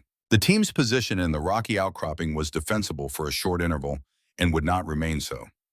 Briggs worked the situation with the focused calm of a man who has been in situations that were worse and who understands that the correct response to a bad position is not to wish for a different one, but to work with what the position provides. Kowalski covered the right flank. Two others managed the southern approach. Collard was on the radio calling the contact up the chain and requesting the quick reaction force support that would arrive in a time frame that was longer than the immediate situation preferred. Tessa was at the center of the position, kit open ready. At 0628, the situation changed, not from incoming fire, from inside the team's own position. A team member named Garrett, 29 years old, 2 years with the unit, steady and capable in every operation she had observed him in, was covering a gap in the security arc on the north side when the ground gave way beneath him. Not an ambush, not a device, a natural failure, a section of rock shelf that had been stable for years and was not stable under his specific weight and angle. He dropped 4 meters onto the ground below the outcropping in a section of the position that was exposed to the southern approach, where one of the network vehicles had deployed its personnel. His voice came over the radio immediately. Controlled clear, the specific controlled quality of a trained soldier reporting an injury rather than expressing it. He said, "Down. I cannot feel my legs." She was moving before the last word. Kowalski would describe this later in the specific undramatic way he described things as something he was watching from 3 meters away in real time, and that he could not break into a sequence of decisions because there had been no sequence. He would say, "She heard him and she was over the edge of that outcropping inside of 2 seconds, and I don't think the decision part happened at all. I think she was already in motion before the thinking part had anything to say about it. She went over the edge. She reached Garrett on the lower shelf. The mechanism of injury was clear. The clinical picture was spinal shock from the impact, transient or structural, impossible to differentiate in the field without imaging. No way to know whether the paralysis was temporary, the nervous system recovering from a sudden insult, or permanent, the kind of damage that stays. What she could know was the protocol immobilized, manage the airway, manage the secondary injuries, maintain the patient's condition until the imaging could answer the question she couldn't answer. She talked to him in the specific voice, not comfort, not minimization, but presence. The presence of someone who is fully in the situation and is managing it. She said, "I'm here. Stay still for me. I've got you." He stayed still. She heard incoming. The personnel from the southern vehicle had identified her position. The lower shelf was exposed in exactly the way she had understood it was exposed when she went over the edge, and she had gone over the edge anyway because Garrett was there and he needed her there. And those were the terms. Rounds impacted the rock face behind her. Close. She placed her body between the incoming and the patient and continued the assessment. The immobilization, the management of the secondary injuries, a right radius fracture, visible requiring splinting, a scalp laceration bleeding with the aggressive enthusiasm that scalp lacerations have, regardless of their depth. She worked. The incoming stopped. From above her, from the position she had come down from, she heard the specific sound of a Barrett M82A1 being fired. 1 round. Clean. The southern position went quiet. She did not look up. She kept her hands on Garrett and her attention on his vital signs. She registered what had happened without looking at it. A threat to her position had been eliminated by someone above her, and she continued the work. After the contact ended, she would learn it was Kowalski. He had fired a Barrett twice in training, both times at ranges under 500 meters. The southern personnel were at 640 meters. He had no spotter. He had taken the shot because she was on the lower shelf and the shelf was exposed, and there was no alternative that accepted that outcome. First round center mass. She stayed with Garrett. The contact lasted 31 minutes from initiation to resolution. The quick reaction force came in from the north, the approach vector that changed the contact's geometry decisively enough that the network personnel made the rational decision to withdraw. In the aftermath, Briggs ran his personnel check. Garrett was alive. The paralysis which had been the critical unknown, the thing that the field could not determine, and that only imaging could answer, was transient. By the time the medical evacuation reached him, sensation had returned to both legs. The radius fracture would require surgery. The scalp laceration had been managed in the field. Full recovery was the expected outcome. Everyone else was functional. Briggs looked at the team, at the equipment, at Tessa. He said, "Who fired the southern shot?" "Kowalski said I did, sir." Briggs said distance. Kowalski said Callard estimated 640. Briggs looked at Callard. On Shimoa. Callard said 630 to 650. I had eyes on it. Briggs looked at Kowalski for a moment. Then he said, "Good shooting."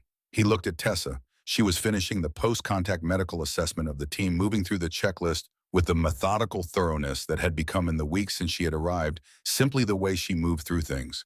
No editorializing, no performance of competence. The work done. Briggs said not loudly, said it in the register of a decision that had been made and was being communicated. "Both of you, when we get back." She looked up. He held her gaze. He said the QRF commander is going to need a full accounting of this contact. When he asks who handled the medical and who handled the southern threat, I'm going to tell him that both were handled by personnel whose capabilities exceed their current designations. And I'm going to recommend accordingly. She said, "Sir," he said, "this is not a discussion. It is an accurate description of what happened." He held her gaze for another moment. He said, "Your father would have been impatient with how long the process takes." She said, "He would have said the work was its own justification." Briggs said he would have been right about that. In the after-action review, Briggs went through the contact geometry twice before he said what everyone in the room had arrived at independently. He said, "We were expected." The room held its silence. He said the physician's intelligence was accurate. The network's use of it was also accurate, which means the penetration is inside the radius of personnel who had access to the product after it was processed. Cullard said, the interpreter, not as a theory, as a conclusion reached before the contact ended. Briggs said he was the only non-cleared individual in the communication chain between the physician's information and this team's deployment order. Everyone else has full background and is inside the classification threshold. The interpreter was located within 4 hours and questioned by personnel with the appropriate authority for that kind of work. The answer was the one the team had already arrived at. Not ideology, not money, not political conviction. A brother being held by the network in a location the interpreter could not reach. An ultimatum delivered 2 weeks prior. A man who had spent 10 years helping American forces operate in his country, reduced by the specific leverage of family and threat to a single impossible choice. He had not been willing. He had been used. Tessa heard this in the briefing and stood at the edge of the room, looking at the map on the wall, thinking about the geometry of it, about how the network had found the lever and applied it and what it had cost, not this team specifically, but the man who had been used as the mechanism. She said his family needs to be relocated before the network learns he was caught. Briggs looked at her. She said whatever happens to him through the process, his family needs to be out of reach first. Briggs said, already in motion. She nodded. She left the briefing room. Later, after the QRF debrief and the documentation and the compressed logistics of a team returning from a complex operation, she found Prescott in the medical station and let him re-examine the wrists. The left had reopened slightly. The work on the lower shelf had stressed the sutures in the specific way of tissue being asked to hold under tension before it has fully knit. Minor. Prescott redressed it with the careful hands of a medic who has been thinking about these specific wrists since the morning he first treated them. He said without looking up from the work I heard about the lower shelf. She said it was the right call. He said, I know it was. That's not what I'm thinking about. She waited. He said, after 19 hours on a tree, you went over the edge of a position into incoming fire to reach a casualty. The first thing you said when you got to him was that you had him. She said that's what the situation required. He tied off the dressing. He sat back. He said the team has a name for you now. Started with Kowalski this morning, which means by tomorrow everyone in this building will be using it. She said, what is it? He said, both hands. She looked at him.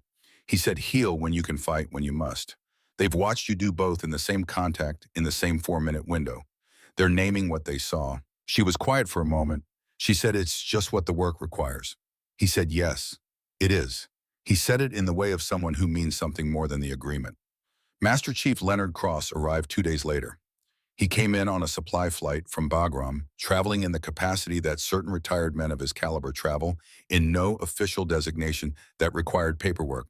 The institutional acknowledgement that his judgment remained relevant to situations that his paperwork said he was no longer part of. He was 64 years old, had served for 32 years, and moved with the specific economy of a body that had performed at a high level for decades, and was managing the accumulated cost of that performance with the disciplined attention of someone who has no intention of stopping doing what matters to him. He arrived and was met by Briggs. They spoke privately for 20 minutes. When Briggs came out, he found Collard and nodded once. Collard went to find Tessa. She was in the medical station when Collard told her there was someone who wanted to speak with her. He told her the name. She went still for a specific moment, the kind of stillness that means processing rather than avoidance. She said, "Leonard Cross." Collard said, "Yes." She said, "He knew my father." Collard said, "He was your father's closest friend for 22 years. She said, "I know." My father talked about him. She set down the kit inventory she had been working through. She looked at her hands for a moment, not with anxiety, with the attentive quality of a person orienting before moving into something that matters. She went outside. Cross was in the courtyard sitting on a low stone wall with a cup of coffee he had found somewhere and was holding without drinking. He was looking at the mountains to the east in the way that people who have spent significant portions of their lives in mountains look at them, not appreciating the view, but reading the terrain, the habit persisting long after the operational necessity for it. She came out and stood for a moment at the edge of the courtyard. He looked at her for a long time without speaking, with the quality of attention of a man who is not assessing in the usual sense, but looking for something more specific, the accumulated evidence of what a person has become, the product of years of choices and difficulties and commitments that leave their mark, not in a face or a posture, but in something less easily located and more reliably present. He found it. He found it in the way she stood, in the steadiness that was not constructed, in the eyes that were her father's eyes, not in their color but in their quality, the quality of eyes that have learned to see what is actually in front of them, rather than what the observer has brought to the looking. He said, "You look like him." She said, "People say that." He said, "I mean the parts that aren't in a mirror, the way you hold yourself." She came and sat on the wall across from him. He said, "I was going to come sooner. When Callard's message came through 6 weeks ago, I started making arrangements. I wanted to wait until there was a moment where coming meant something more than just showing up." She said, "He told me about you. Not often, but when he did, it was with the specific way he talked about people he trusted without reservation." Cross looked at his coffee. He said, "He told me about you, too, more than you might expect. He talked about the range sessions, about watching you learn something and then watching the learning disappear into who you simply were. He said it was the most remarkable thing he'd ever seen in a student, and he'd trained some serious people." She said, "He never told me that." Cross said he didn't need to tell you. That was the point. The people who need to be told they're doing something right are learning it. You weren't learning it, you were being it.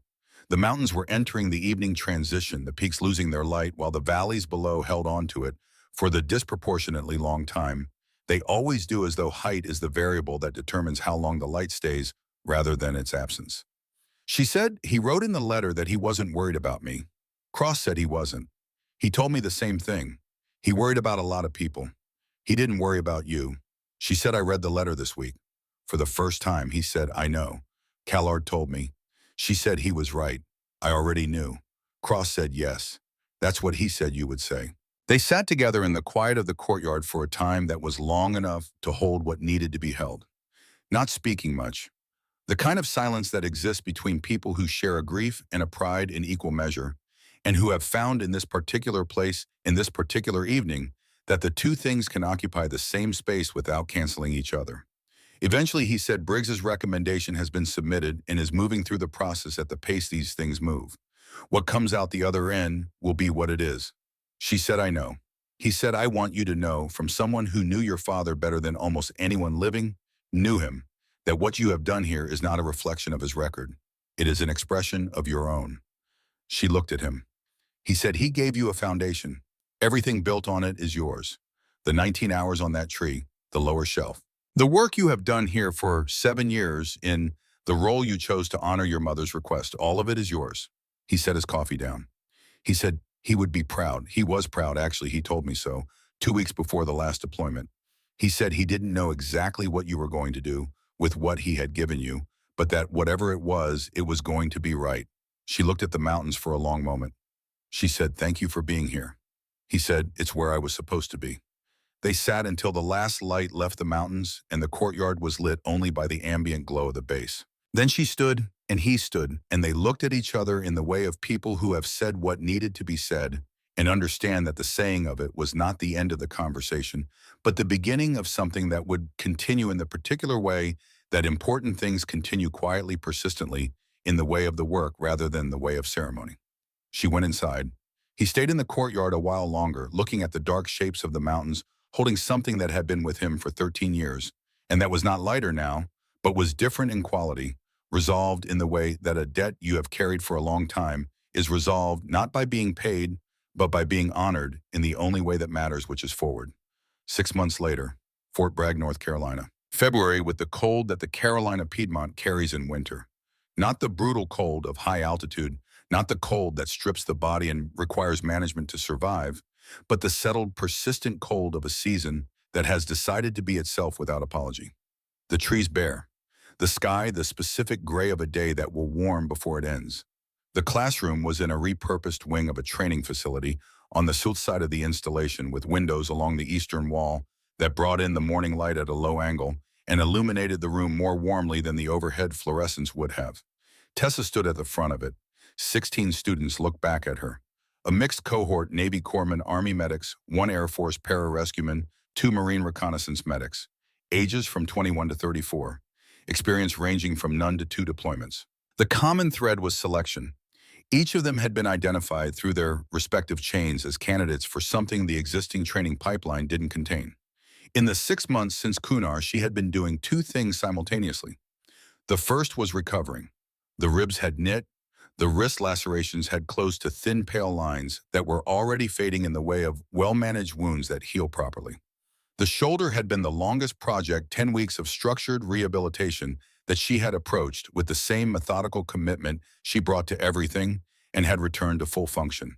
She had gained back the weight she had lost in country, plus a modest additional amount from the rehabilitation nutrition protocol and the training she had resumed as soon as it was clinically appropriate. The circles under her eyes, which had been present for most of the previous 2 years in the specific way of a person managing too many things on insufficient sleep, were gone. The second thing she had been doing was building the curriculum. She had started writing it in the evenings during rehabilitation, in the hours after the physical work was done, and the base had quieted.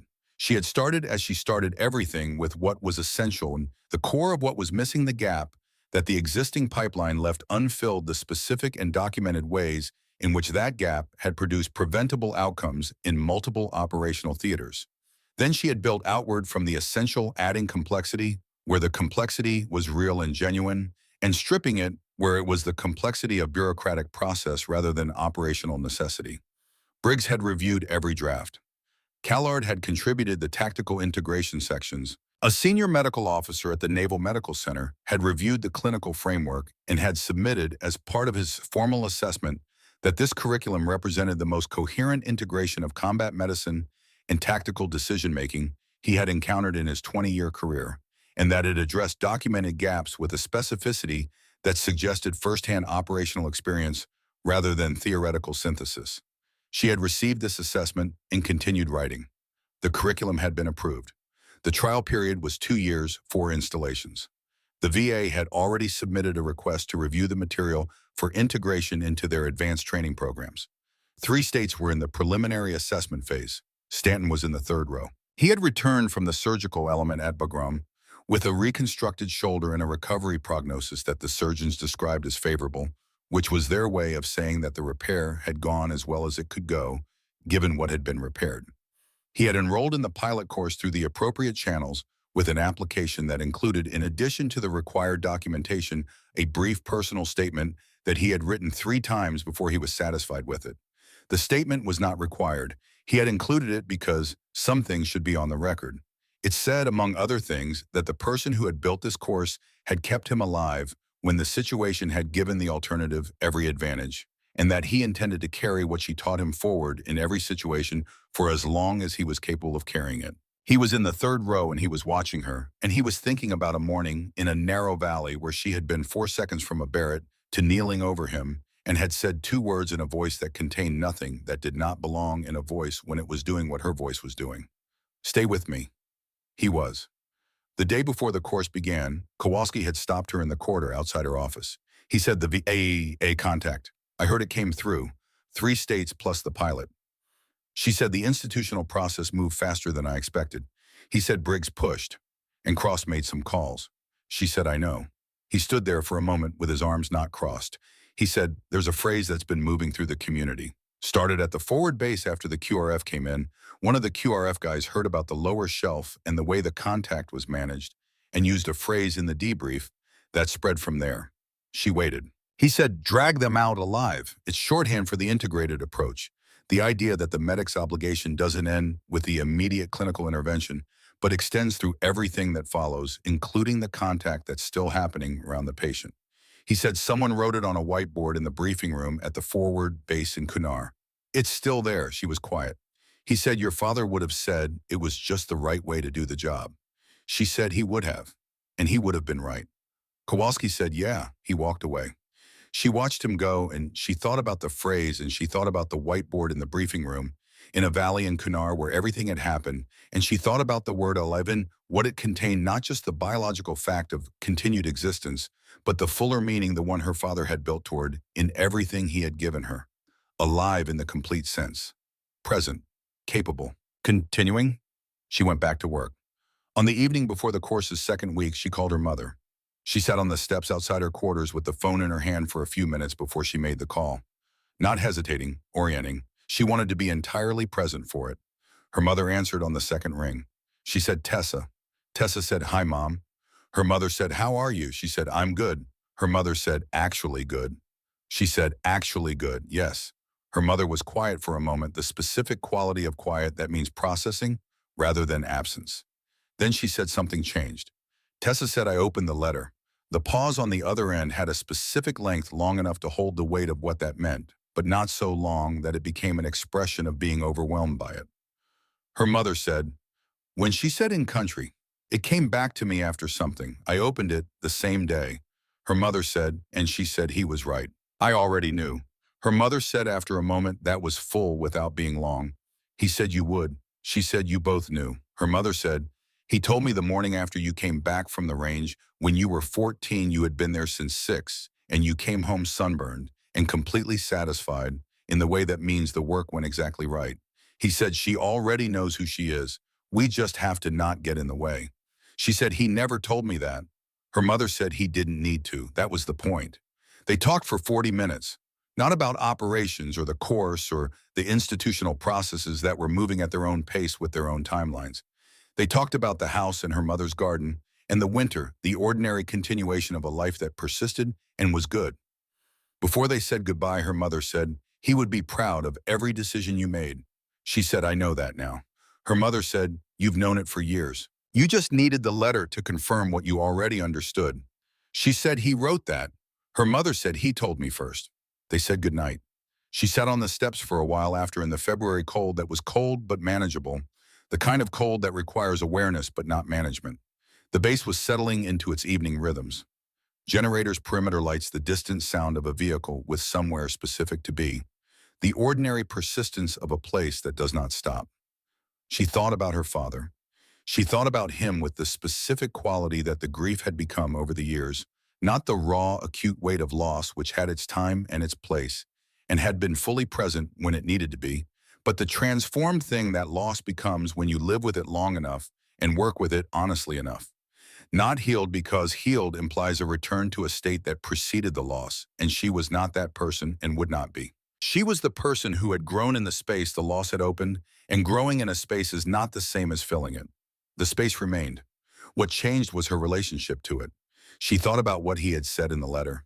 She thought about what it meant that everything he had written she had already known, that the knowing had been in her for years, expressed in every choice she had made, in every difficulty she had moved through, and every time she had put her hands to the work that was in front of her, rather than the work she had imagined would be in front of her. She thought about Stanton in the third row.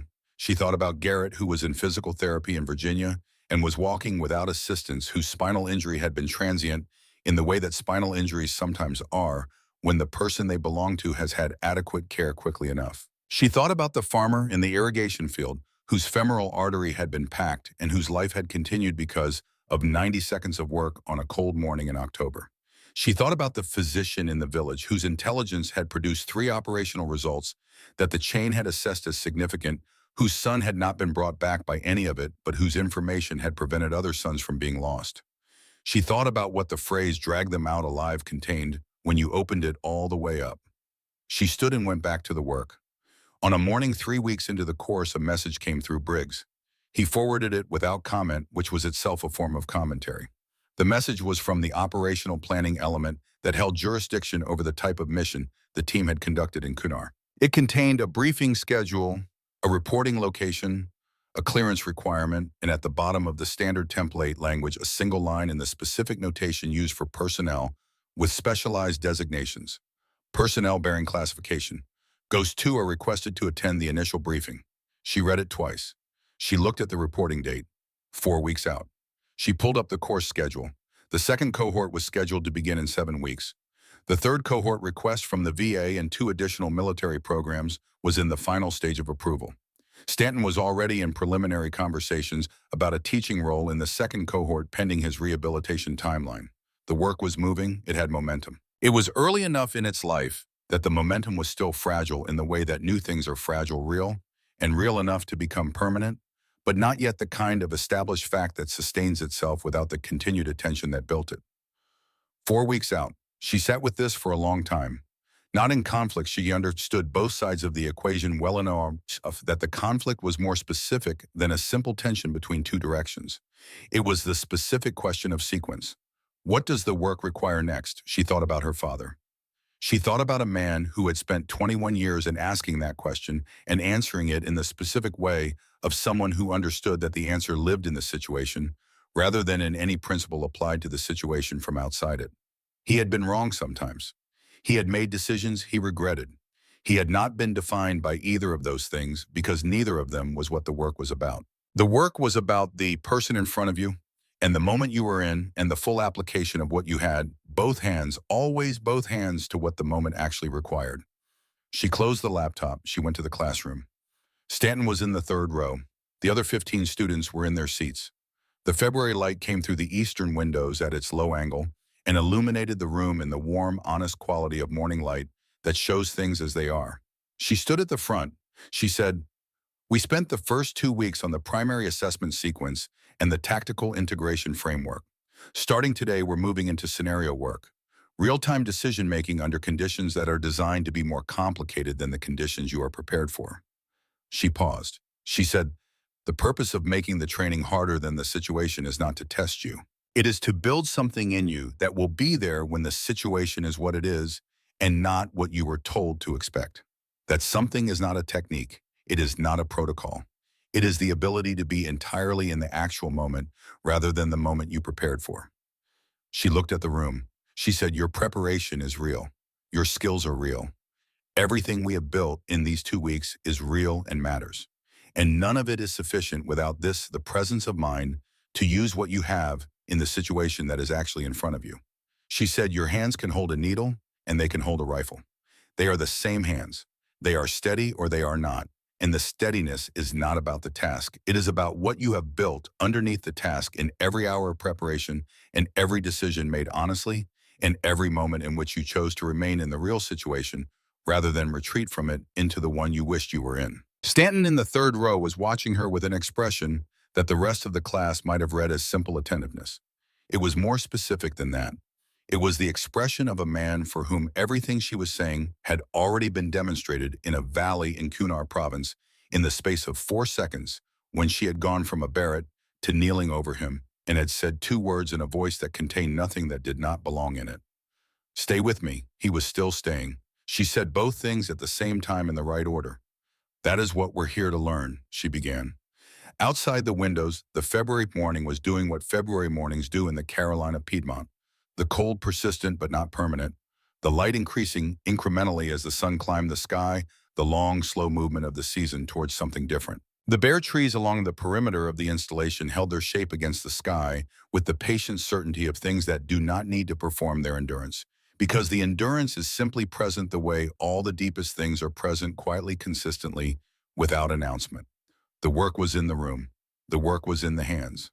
The work was in the 16 students and in the woman who was teaching them, and in the phrase on a whiteboard in a forward operating base in a valley in Kunar province where everything had happened, 3 words written by a soldier who had witnessed something he did not have a better way to name, still there after 6 months, surrounded by everything else the whiteboard had accumulated and held in the way of whiteboards in briefing rooms, which is permanent until the next thing replaces it and sometimes longer. Drag them out alive. That was the commitment. That was what both hands were for. That was what her father had given her, and what she had spent 15 years making entirely her own. Not an inheritance, not a legacy in the sense of a thing received, but a continuation in the only way that things worth continuing actually continue forward into the next moment, with everything you have in service of the person standing next to you. Steady hands, always steady hands. That was all. That was enough. That was everything.